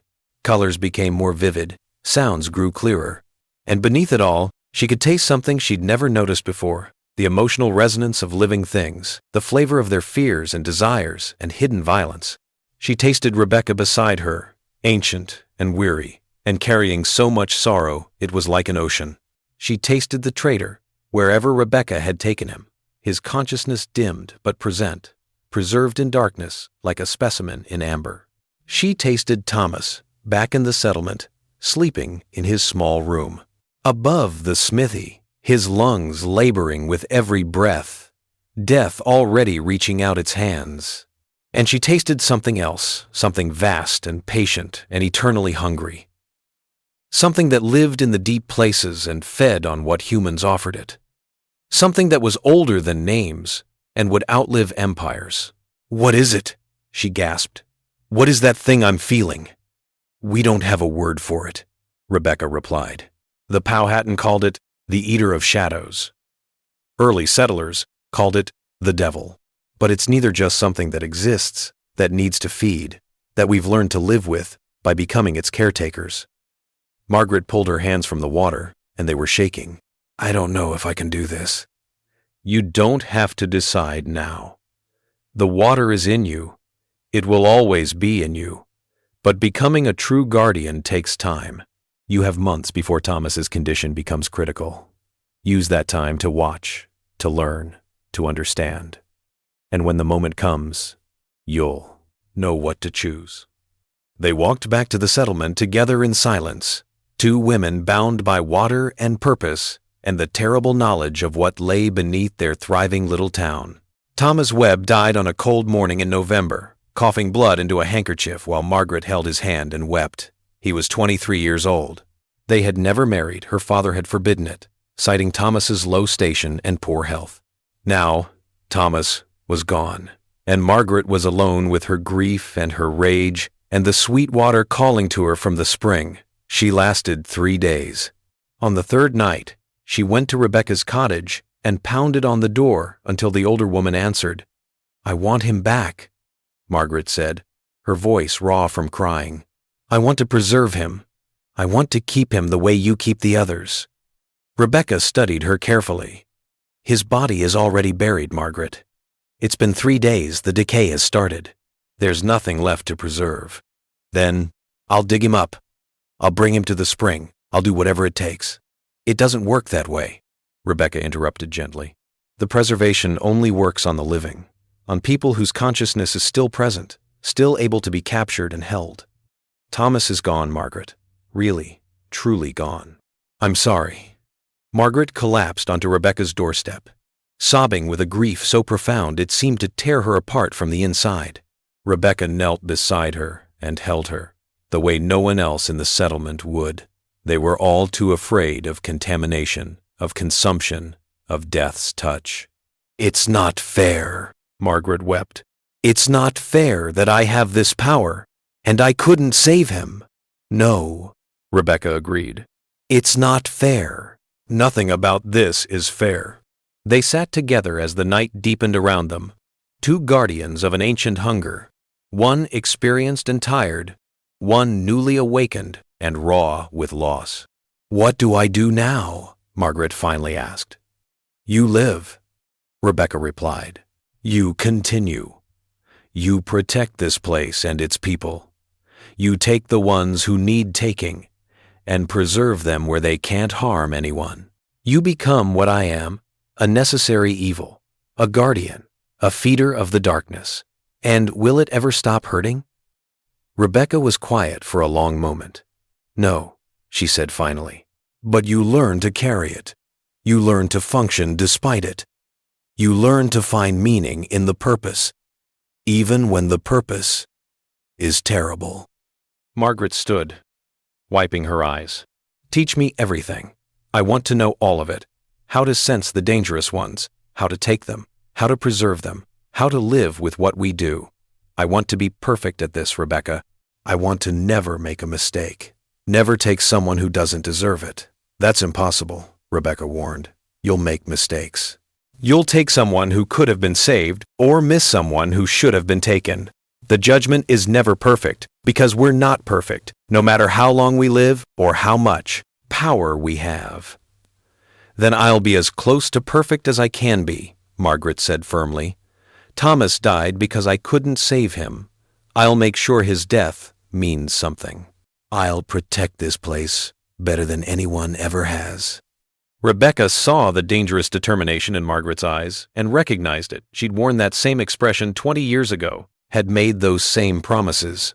And she knew, with the certainty of long experience, that such promises always broke eventually. But she nodded anyway and said, Then let's begin. 10 years passed. Mercy's End continued to grow, now home to nearly 100 souls. The spring never dried, the crops never failed, and dangerous men continued to arrive and then disappear, their absences explained away by stories of moving west or returning east or simply wandering off into the wilderness. Rebecca and Margaret worked together, a partnership of old and new, experienced and eager. Margaret proved to be everything she'd promised: careful, discerning, precise in her judgments. She never took anyone who didn't deserve it, never made the kind of mistakes Rebecca had made in her early years. But Rebecca saw the cost.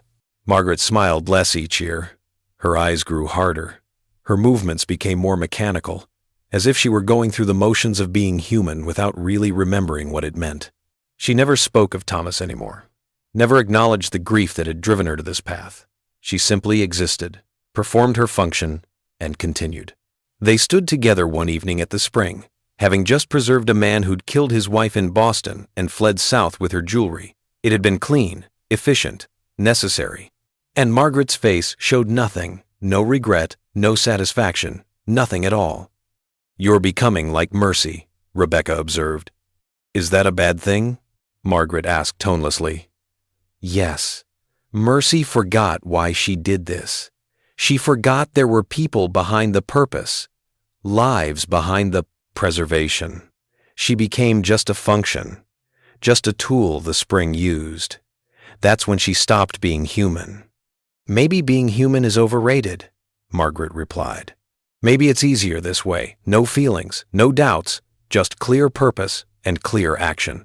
That's what Hannah told me 20 years ago, and I refused to believe her. I wanted to stay human, to keep feeling, even when it hurt. That's what kept me sane all this time. Margaret turned to look at her, and her eyes were empty. "Are you sane, Rebecca? After 30 years of this, are you really still sane? Or are you just pretending, going through the motions, telling yourself stories that make the horror bearable?" Rebecca had no answer for that. They walked back to the settlement in silence, and Rebecca realized that she'd failed. She'd tried to teach Margaret how to be a guardian while staying human, but instead she'd just created another Mercy, cold, efficient, lost. That night, Hannah appeared for the first time in years. "You see it now," she said without preamble. "The cycle, the way each guardian trains the next. And each generation loses a little more of what makes them human. Eventually, we all become the same empty vessels carrying out ancient functions, preserving dangerous men in the dark while forgetting why we started." "How do I stop it?" Rebecca asked. "How do I save Margaret from becoming what I fear she's becoming?" "You can't," Hannah replied simply. "The spring takes what it needs. The guardians give what they have, and in the end, everyone loses the men we preserve, the guardians who preserve them, the communities that depend on us, everyone. Then what's the point?" "Survival," Hannah said. "That's always been the point. Communities survive, lives continue, children grow up safe. The price is terrible, but the alternative is worse. Isn't that what you told Margaret? Isn't that what Mercy told you? In her own way?" Rebecca sank into a chair, suddenly feeling every one of her 62 years despite her still young body. "I'm so tired, Hannah. Tired of choosing, tired of preserving, tired of watching guardians lose themselves one after another. When does it end?" "When you decide to end it," Hannah replied. "The way you ended the original cave. You could do it again, seal the spring, let the preserved men finally die, release yourself and Margaret from this burden. It would kill the settlement, probably. Without the spring's water, without its protection, Mercy's end would fail within a year, but you'd be free. And the hunger would find another place to feed.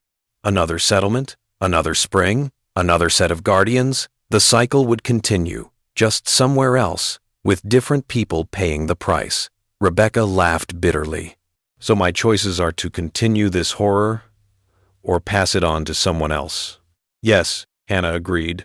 "That's always been the choice. That's always been the curse." They sat in silence for a while, two ancient things in young bodies, discussing horrors that most humans never had to contemplate. "There is one other option," Hannah said finally. "What?" "You could take Margaret's place. Send her away. Free her from the spring's influence. Let her live whatever remains of a normal life. Take on the full burden of guardianship yourself, alone, until you finally break, or the spring finally releases you." Rebecca considered this. Margaret was still young, still had decades ahead of her. If Rebecca could give her back those years, give her a chance at something resembling happiness. How? She asked. Replace her completely. Take all of her duties, all of her responsibilities, and then tell her to leave Mercy's End and never return. The spring's hold is strong, but not unbreakable. If she's far enough away for long enough, she might forget, she might heal, and I'd be alone. Yes. For how long? Hannah's expression was unreadable. Until another guardian appears naturally, drawn by the spring's call. Could be years, could be decades, could be never. Rebecca stood and walked to her window, looking out at the settlement she'd protected for 3 decades. She saw families sleeping safely, children dreaming peacefully, a community thriving because she'd made terrible choices on their behalf. She thought of Margaret, hollow and mechanical, losing herself one preservation at a time.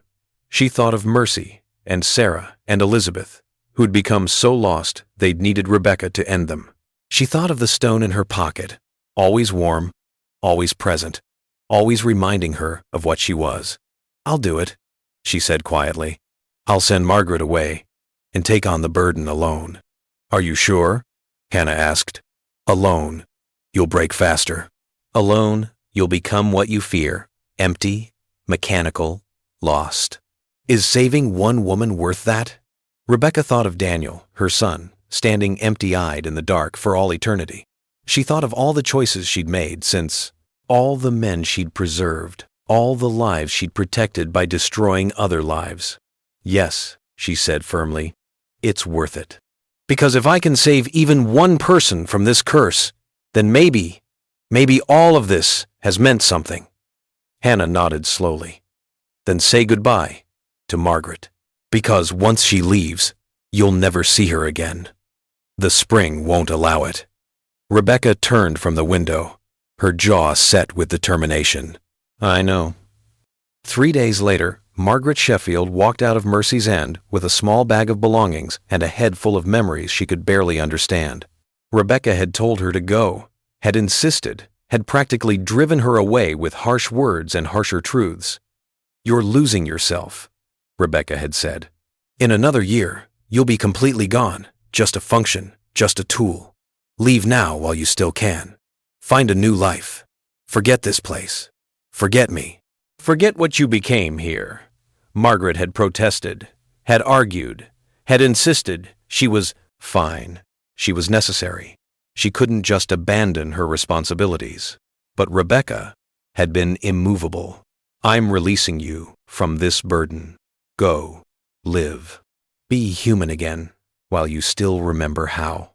So Margaret left, walking the road toward Williamsburg with tears streaming down her face, not entirely sure why she was crying or what she was leaving behind. The spring's influence was strong, but distance weakened it. Each mile she traveled, her memories grew hazier, her sense of purpose less certain. By the time she reached Williamsburg 3 weeks later, she remembered only fragments, a spring that tasted sweet, a woman named Rebecca who'd been kind to her, and a grief so profound it seemed to have carved out the center of her chest and left nothing behind. She found work as a seamstress, married a merchant, had 3 children, and lived to be 72 years old. She died never knowing that she'd once been a guardian of ancient hunger, never remembering the men she'd preserved, never understanding why she sometimes woke from nightmares of dark water and wordless singing. Back in Mercy's End, Rebecca stood alone by the spring and felt Margaret's presence fade from her awareness like a candle being snuffed out. She was the sole guardian now, the only one who knew, the only one who chose, the only one who fed the hunger. She lasted another 20 years before the isolation broke her. The year was 1755, and Rebecca Wainwright no longer remembered her son's face. She remembered that she'd had a son, Daniel, yes, that had been his name, and that he'd died, or been preserved, or something in between. But the details were gone, worn away by 50 years of similar losses, similar preservations, similar terrible necessities. She was 92 years old and looked 40. Her hair had no gray, her face no lines. She moved through Mercy's End like a ghost, speaking to no one, acknowledged by everyone, feared in ways they couldn't quite articulate. Settlement had grown to nearly 200 people now. They'd built new houses, new streets, a second church. They talked of sending delegates to the colonial legislature, of becoming a real town instead of just a frontier settlement. They were successful, prosperous, and completely dependent on the spring that Rebecca guarded. No one questioned why the spring never dried. No one asked about the men who disappeared. No one wondered why Rebecca Wainwright had lived in the same cottage for half a century without aging a day. They knew. On some level, they all knew. But knowledge and acknowledgement were different things, and Mercy's End had made its choice long ago: survive at any cost, prosper at any price, and don't look too closely at the foundation upon which everything rested. Rebecca stood at the spring on a cold November morning 50 years, almost to the day, since Thomas Webb had died, and set Margaret Sheffield on her path, and realized she couldn't remember why any event. This mattered. Protect the community, yes. Keep dangerous men from hurting innocents, yes. Feed the hunger so it doesn't feed indiscriminately, yes. But why? Why this community instead of another? Why these people instead of different people? Why preserve men in darkness when death would be more merciful? She had no answers anymore. Just habit, routine, function. Hannah appeared beside her, looking exactly as she always had, 14 years old and infinitely ancient. "You're breaking," Hannah observed. "I know. Soon you'll be like Mercy was. Empty. Mechanical. Just doing what you do because you've forgotten how to stop. I know. You should train a new guardian. Pass on the responsibility before you lose yourself completely." Rebecca looked at her. Who in this settlement would I curse with his existence? Who deserves to spend decades preserving monsters while forgetting why it matters? No one deserves it, Hannah admitted. But someone has to do it. The hunger doesn't care about fairness. Then let the hunger starve, Rebecca said flatly. Let it feed on whoever it wants. Let this whole settlement collapse. I don't care anymore. Hannah's expression grew sharp with alarm. You don't mean that, don't I? I've given 50 years to this place, Hannah. 50 years of choosing and preserving and living with ghosts. And for what? So a community of people who fear me can prosper? So children who've never known my name can sleep safely? What's the point? The point is that innocent people live because you make hard choices, Hannah said firmly. The point is that your suffering prevents greater suffering. The point is that someone has to stand between the darkness and the light, even when it costs everything. Then let someone else stand, Rebecca snapped. I'm done. She turned and walked away from the spring, away from Hannah, away from the responsibility she'd carried for half a century. She made it halfway back to her cottage before her mind. The pain started. It felt like being torn apart from the inside, like every cell in her body was screaming in protest. Rebecca fell to her knees, gasping, clutching her chest where it felt like her heart was trying to claw its way out. Hannah appeared beside her, her expression sad but unsurprised. The spring doesn't let guardians quit, Rebecca. You know this. You're bound to it as surely as the preserved men are bound to their preservation. You can't just walk away. Then kill me, Rebecca gasped. End it, please. I can't. Only you can choose to end yourself. And even then, the spring would just choose another guardian. The cycle continues. It always continues. The pain faded slowly, leaving Rebecca on her hands and knees in the dirt, trembling with exhaustion and defeat. How did you do it? She asked Hannah. How did you survive for centuries without breaking? Hannah knelt beside her. I didn't. I broke 100 years ago. Maybe more. I don't even remember what it felt like to be human. I'm just here, a witness, a teacher, a function. You'll be like me, soon empty enough that the pain doesn't matter, empty enough that you can continue forever without really existing. Rebecca pulled herself to her feet, using a tree for support. There has to be another way. There isn't, Hannah said simply. There never was. The hunger is older than humanity. Rebecca, it was here before us, it will be here after us, and all we can do is manage it, contain it, make terrible bargains to survive a little longer. That's not noble or heroic. It's just what we do." Rebecca stumbled back to her cottage and locked the door behind her. She didn't emerge for 3 days. When she finally did, her eyes were different, flatter, emptier, more like Mercy's had been at the end. She returned to the spring, resumed her duties, continued choosing and preserving and protecting. But something essential had died in those 3 days. Something that had kept her human, through 50 years of horror, had finally given up. And what remained was just a function wearing Rebecca Wainwright's face. The man who arrived in Mercy's End in the spring of 1756 was different from the usual travelers. His name was William Crawford, and he claimed to be a surveyor from Philadelphia, mapping the Western territories for future settlement. He was educated, well-spoken, and he asked too many questions about things people in Mercy's End had learned not to discuss. "The spring," he said to Rebecca when they met at the trading post. "I've heard it never runs dry, never freezes, always provides pure water. That's remarkable. What's the source?" "Underground aquifer," Rebecca replied automatically, the answer she'd given 1,000 times. "Yes, but aquifers have sources, rivers, rainfall, snowmelt. What feeds yours?" Rebecca studied him more carefully. Most people accepted the simple answer, were happy to believe in good fortune or God's providence. But William Crawford had the look of someone who needed to understand things, who couldn't leave mysteries alone. She tasted him the way she'd learned to taste. Everyone sensed his emotions, his intentions, his capacity for harm. She found curiosity, intelligence, determination, and beneath it all, a deep wells of grief that mirrored her own. "Why do you really want to know?" she asked. William's expression shifted, became more guarded. "Professional interest. I'm surveying, as I said." "You're lying. Not about being a surveyor, but about why you're asking. You've heard something about Mercy's End, something that brought you here specifically." They stood in silence for a moment, other patrons of the trading post moving around them, oblivious to the tension. "My brother," William said finally, quietly. "Martin Green. He came here 50 years ago, looking for our other brother Thomas, who'd disappeared. Martin left after a few days and never spoke of what he'd seen.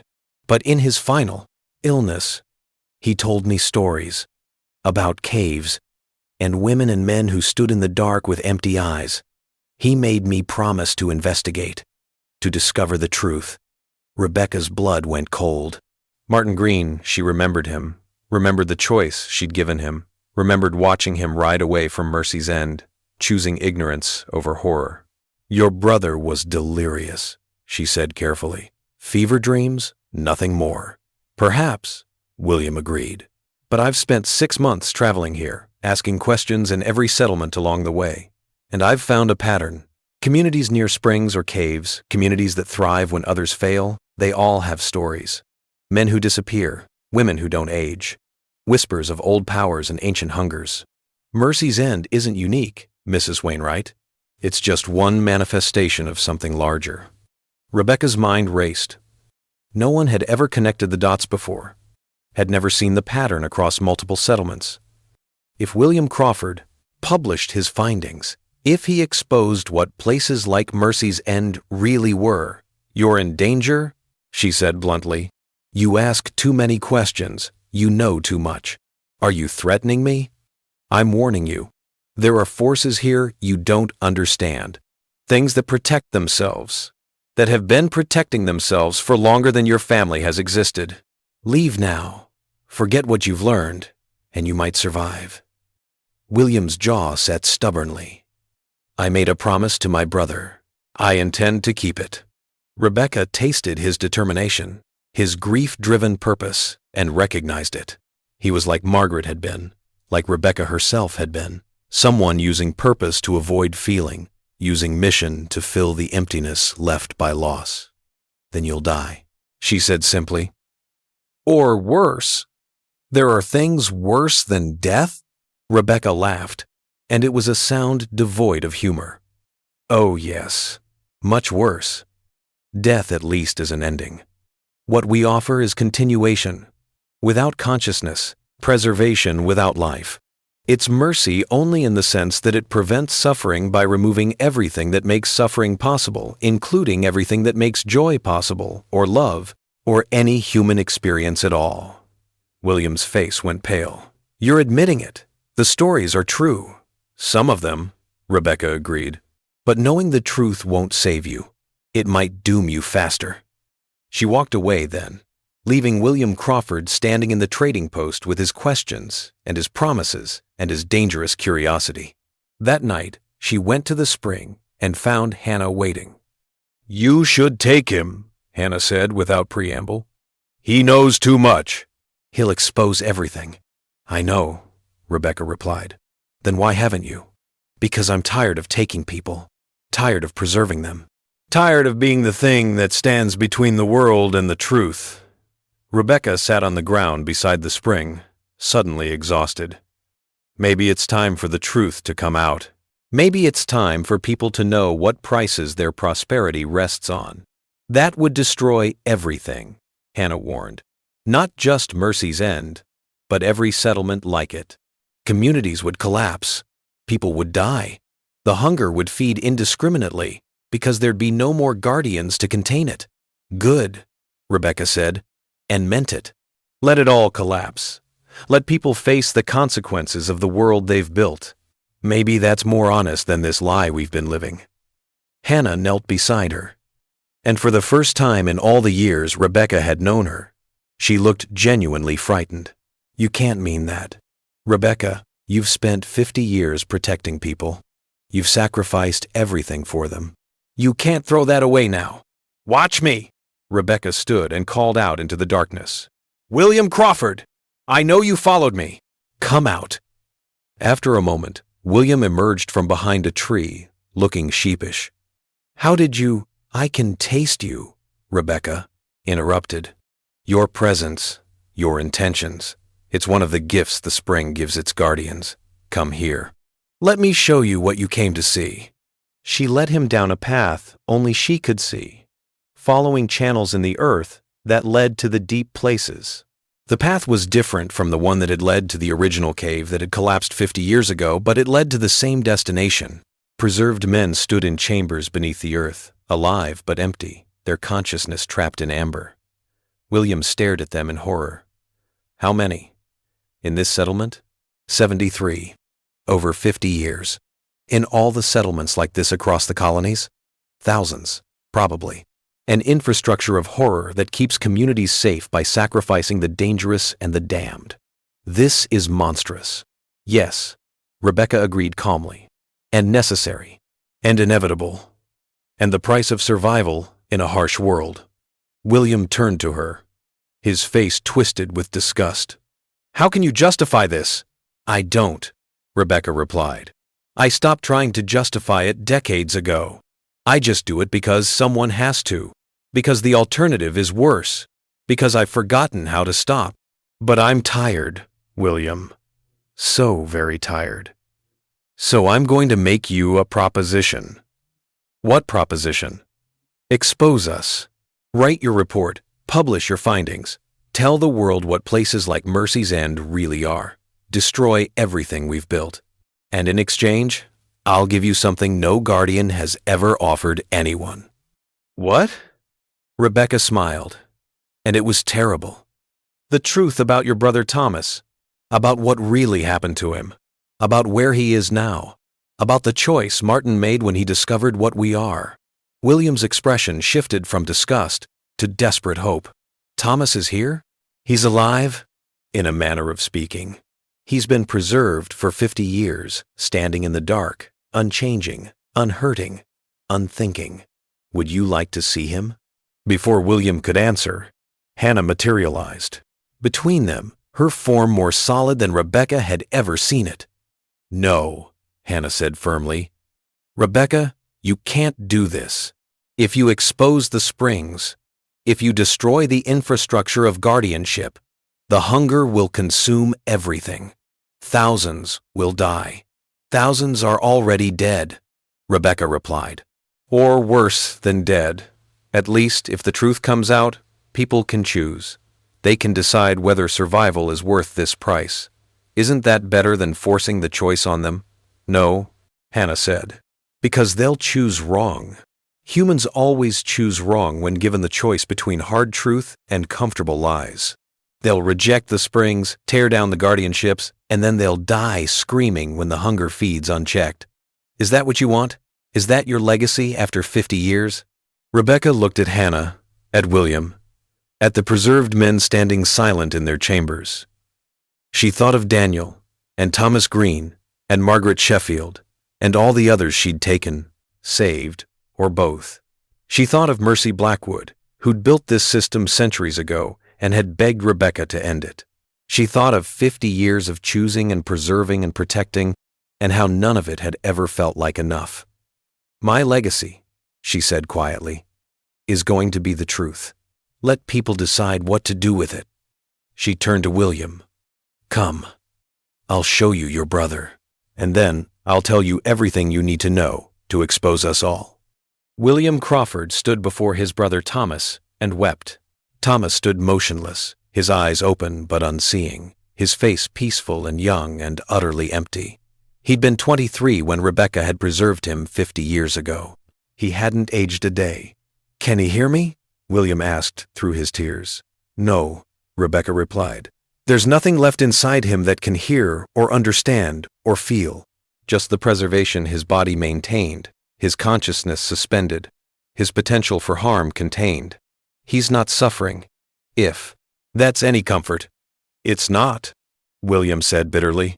They stood in silence for a while, surrounded by the other preserved men, 72 others who'd stood here for years or decades, empty vessels in the dark. Tell me everything, William said finally. I want to know all of it. How this started, why it continues, what it costs. So Rebecca told him. She told him about Mercy Blackwood and the first spring, about the hunger that lived in the deep places and needed to feed. She told him about the guardians who'd managed that hunger for centuries, about the terrible bargains they'd made to keep their communities safe. She told him about the men they'd preserved, not innocents, but dangerous men, violent men, men who would have hurt others if left free. She told him about the cost, the loss of humanity, the erosion of self, the way guardians eventually forgot who they were and became just functions, just tools the hunger used to satisfy itself. And she told him about the cycle, how each guardian trained the next, how the knowledge passed down through generations, how places like Mercy's End existed throughout the colonies, each with its own spring, its own guardian, its own infrastructure of horror masquerading as providence. It's everywhere, William breathed. This whole network of what? Sacrifice? Murder? Preservation? Rebecca corrected. We preserve the dangerous so the innocent can thrive. That's the bargain. That's always been the bargain.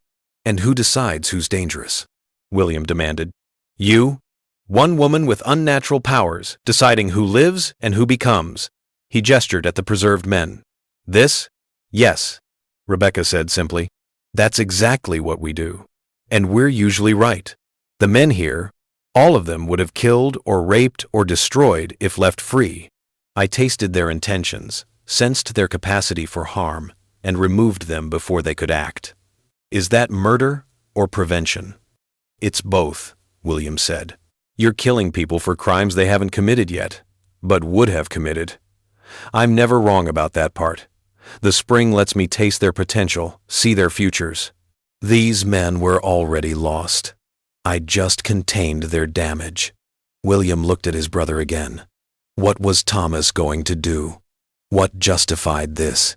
Rebecca hesitated, then decided William deserved the truth. He beat his wife to death in another settlement. Before he came to Mercy's End, before anyone here knew him, he killed the woman he'd married. I tasted that in him, the capacity for lethal rage, the history of violence. So I took him. You're lying, William whispered. I'm not. Ask Martin if he's still alive. He knew. That's why he left without fighting, why he never came back. He knew Thomas was guilty, knew the preservation was just, and he couldn't face it. William sank to the ground, his head in his hands. This can't be real. This can't be how the world works. But it is, Hannah said, appearing beside them. She'd been silent during Rebecca's explanation, but now she spoke with the weight of centuries. This is how the world has always worked. The strong feed on the weak, the powerful exploit the helpless, and people like Rebecca stand in the middle, trying to manage the worst of it. It's not pretty, and it's not fair, but it's better than the alternative. What alternative? William demanded. What could be worse than this? Chaos? Hannah replied. The hunger feeding without restraint. Dangerous men acting on every violent impulse. Communities tearing themselves apart from within. That's what happened before the Guardians. Before the springs were harnessed and contained. That's what will happen again if you expose us. William looked between Hannah and Rebecca, his face a mask of anguish. So you're saying I have to choose between the truth and the survival of thousands of people? Yes, Rebecca said. Exactly that choice. The same choice every Guardian has made. The same choice I've made every day for 50 years. Welcome to our nightmare. William Crawford. Now you understand why we're all broken. William stood, his decision made though, his face showed he hated it. I'll stay silent. I'll publish nothing. I'll tell no one what I've learned here. Rebecca blinked in surprise. You'll let this continue? I'll let people live, William corrected. I don't have to like it, I don't have to approve of it, but I don't have the right to make a choice that would kill thousands. That would make me as monstrous as you claim to be. He walked to his brother one last time and placed his hand on Thomas's cold cheek. I'm sorry, he whispered. I'm sorry I couldn't save you. I'm sorry the world is so broken that this is the best solution anyone could find. Thomas didn't respond. He would never respond again. William turned back to Rebecca. But I have one condition. What? Teach me, train me to be a guardian. Let me take. Over here, let me carry this burden. You've done it for 50 years. You deserve rest. Rebecca stared at him. You would willingly choose this? After everything you've seen, everything I've told you? Someone has to do it, William said, echoing words Rebecca had thought 1,000 times. And if it has to be done, it should be done by someone who understands the cost, who will never take it lightly, who will remember that these are people, not just problems to be solved. You're breaking, Rebecca. I can see it in your eyes. Let me take your place before you become like Mercy, empty, mechanical, lost. Hannah looked between them, her expression unreadable. He has the grief for it. The loss. That's what the spring needs, someone who understands suffering intimately enough to manage it in others. Rebecca felt something she hadn't felt in decades, hope. The possibility of release, of freedom, of finally laying down this terrible burden. Are you sure? She asked William. Once you start, there's no going back. You'll live longer than you should, lose everyone you know, become something that isn't quite human anymore. Your brother Martin chose to walk away rather than accept this. Are you stronger than he was? William looked at Thomas one more time, then back at Rebecca. I'm not stronger, but I'm more stubborn. And I made a promise to find the truth. This is the truth, ugly and necessary and terrible. I can't unknow it, and I can't let it continue without someone who cares about the cost. Rebecca nodded slowly. Then drink from the spring. Let it change you, and I'll teach you everything I know. They returned to the surface together, 3 figures bound by knowledge and purpose and the weight of terrible choices. At the spring, Rebecca watched William kneel and cup the water in his hands. Last chance to choose ignorance, she said softly. William drank deeply without answering. The water was sweet, so sweet, with that mineral quality that made you want more. William felt it changing him immediately, his senses sharpening, his awareness expanding, his ability to taste emotions and intentions blooming like a flower opening to the sun. He tasted Rebecca beside him, weary and grateful and guilty. He tasted Hannah, ancient and empty and patient. He tasted the settlement, sleeping in their beds, oblivious to the darkness that protected them. And he tasted the hunger, the vast, patient thing that lived in the deep places and fed on what humans offered it. "I feel it," he gasped. "God, I feel all of it." "You'll get used to it," Rebecca said. "Or you won't, and you'll break the way I'm breaking. But at least now you have a choice about how you carry it." She spent the next 6 months teaching William everything: how to sense dangerous men, how to lure them without violence, how to preserve them in the deep chambers, how to live with the weight of each choice. He was a good student, careful and conscientious, never taking anyone without being certain of their danger. Rebecca watched him work and felt herself becoming lighter. The burden was shifting, passing to someone younger, someone less broken.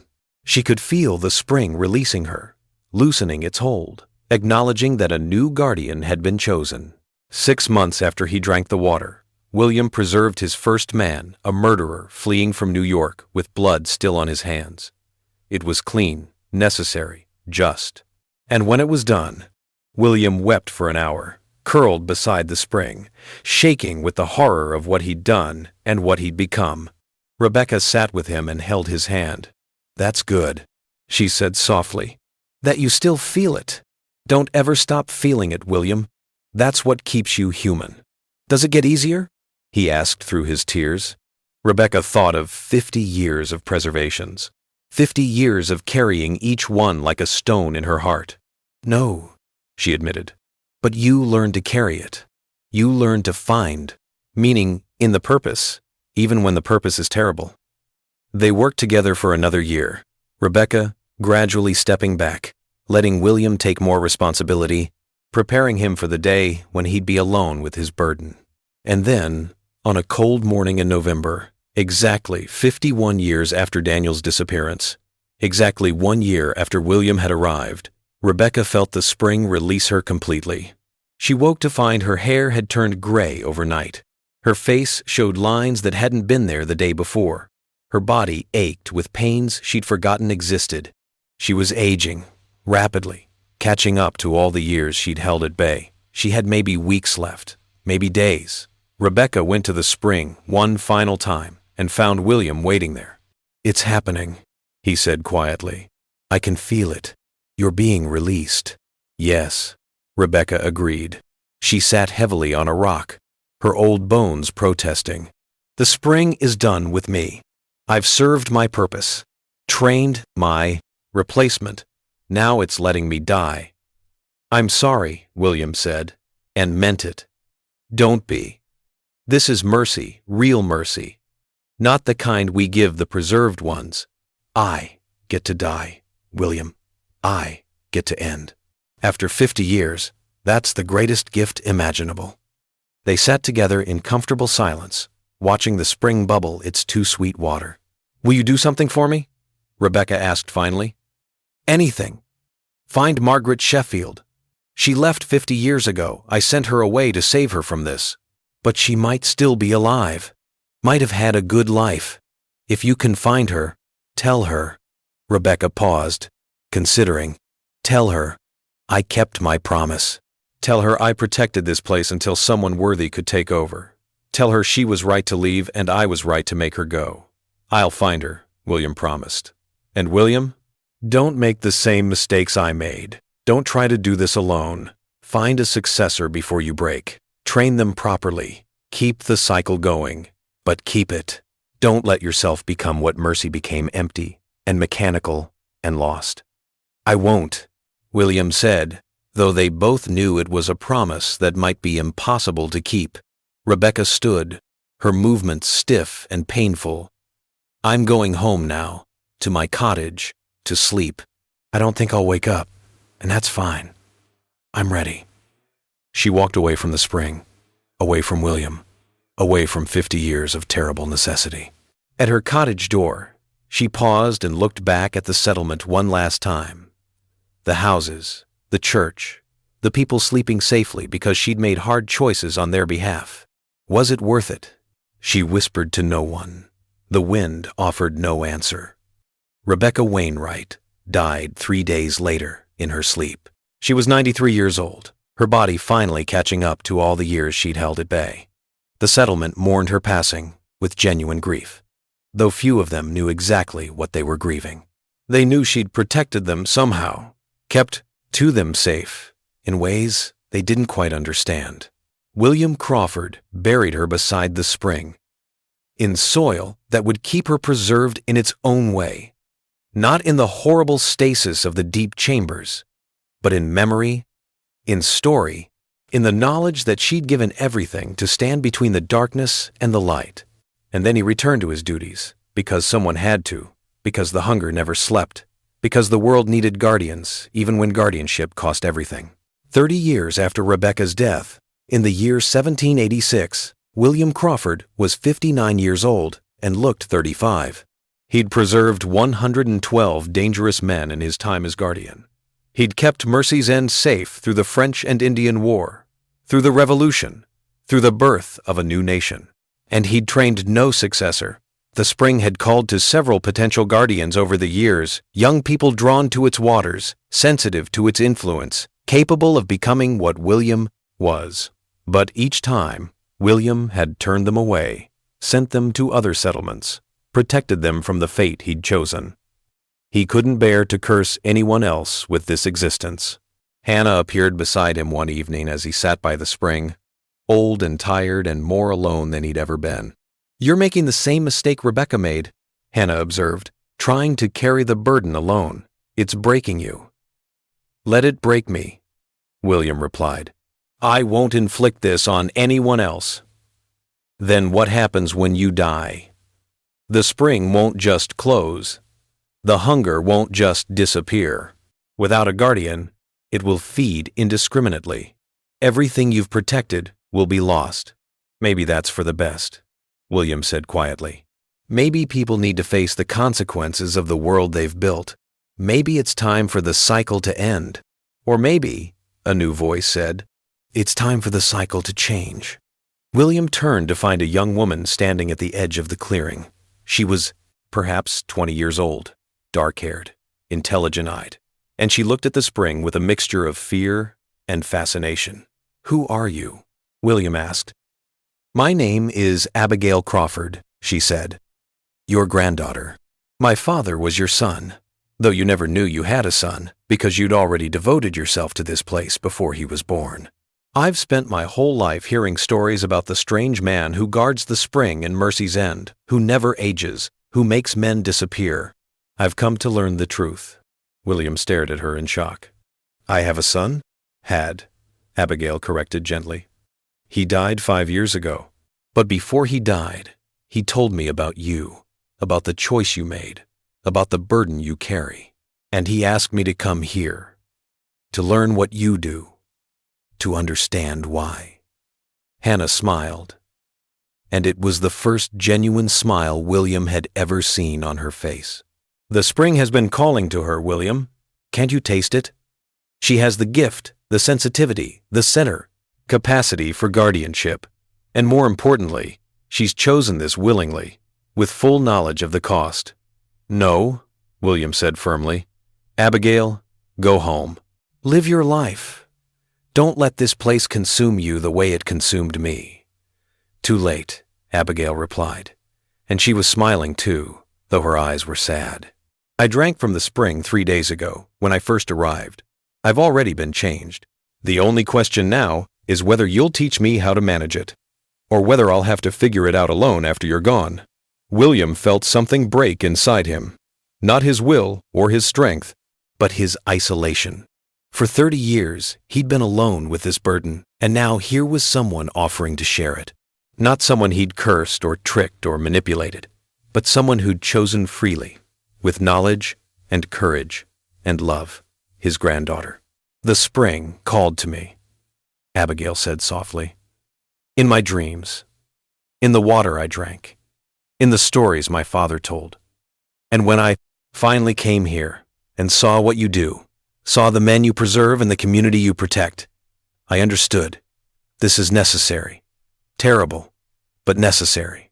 And if it has to be done, I want to do it with you. I want to learn from you. I want to help you carry this weight." William looked at her, at Hannah, at the spring, bubbling its too sweet water. He thought of Rebecca and Mercy and all the guardians who'd come before, each one alone, each one breaking under the weight of terrible necessity. But maybe it didn't have to be that way. Maybe two guardians were better than one. Maybe sharing the burden, choosing together, protecting together, maybe that was how the cycle could change without ending. "If I teach you," William said carefully, "you have to promise me something." "What?" "Never do this alone. When I'm gone, find another guardian. Work together. Share the burden. Don't let yourself become isolated the way Rebecca did, the way I did. That's what breaks us, the loneliness, not the horror. Promise me." Abigail nodded solemnly. Vive.com. "I promise." So William taught her, and together they guarded the spring and preserved the dangerous and protected Mercy's End. And when William finally died, 30 years later, at the age of 89, he died, knowing that Abigail wasn't alone. She'd already found a partner, another young person called by the spring, and they were working together, sharing the burden, choosing together. The cycle continued, but it had changed. From that day forward, the guardians of Mercy's End worked in pairs, never alone, never isolated, always supporting each other through the terrible necessities of their calling.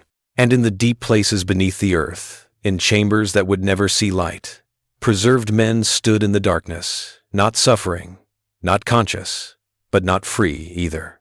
A necessary evil, a terrible mercy, a price paid so others could live. The hunger never slept, but neither did the guardians. And in Mercy's End, people prospered, raised children, built futures, never knowing, never asking, never acknowledging the foundation upon which their lives rested. Some truths were too terrible to speak aloud. Some prices were too high to calculate. Some choices had no right answers, only necessary ones. And in the spring, the water ran sweet and cold and clear, always calling, always hungry, always waiting for the next guardian to drink deep and accept the burden of standing between the darkness and the light. The year is 2025, and in the mountains of Virginia, there is a small town that thrives when neighboring communities struggle. They have pure water from a spring that never dries. They have low crime rates. Dangerous people tend to move away or disappear, heading west or east or simply vanishing into the morning fog. They have two women who live together at the edge of town, both looking younger than their years, both well-respected but rarely invited to social gatherings. People leave offerings. On their porch, sometimes fresh bread, garden vegetables, hand-knit scarves. No one talks about why. The women accept the offerings with grace and never ask for payment. They know they're already being paid in the ways that matter, in safe children, in peaceful streets, in a community that thrives because someone stands between it and the darkness. Sometimes late at night, they walk to the spring together, holding hands, singing songs that sound almost like words but aren't quite. And in the deep places beneath the earth, in chambers carved from stone and silence, men stand in the darkness. Not many, only those who truly deserve it. Only those too dangerous to walk free, too broken to be fixed, too violent to be saved. The women choose carefully. They choose together.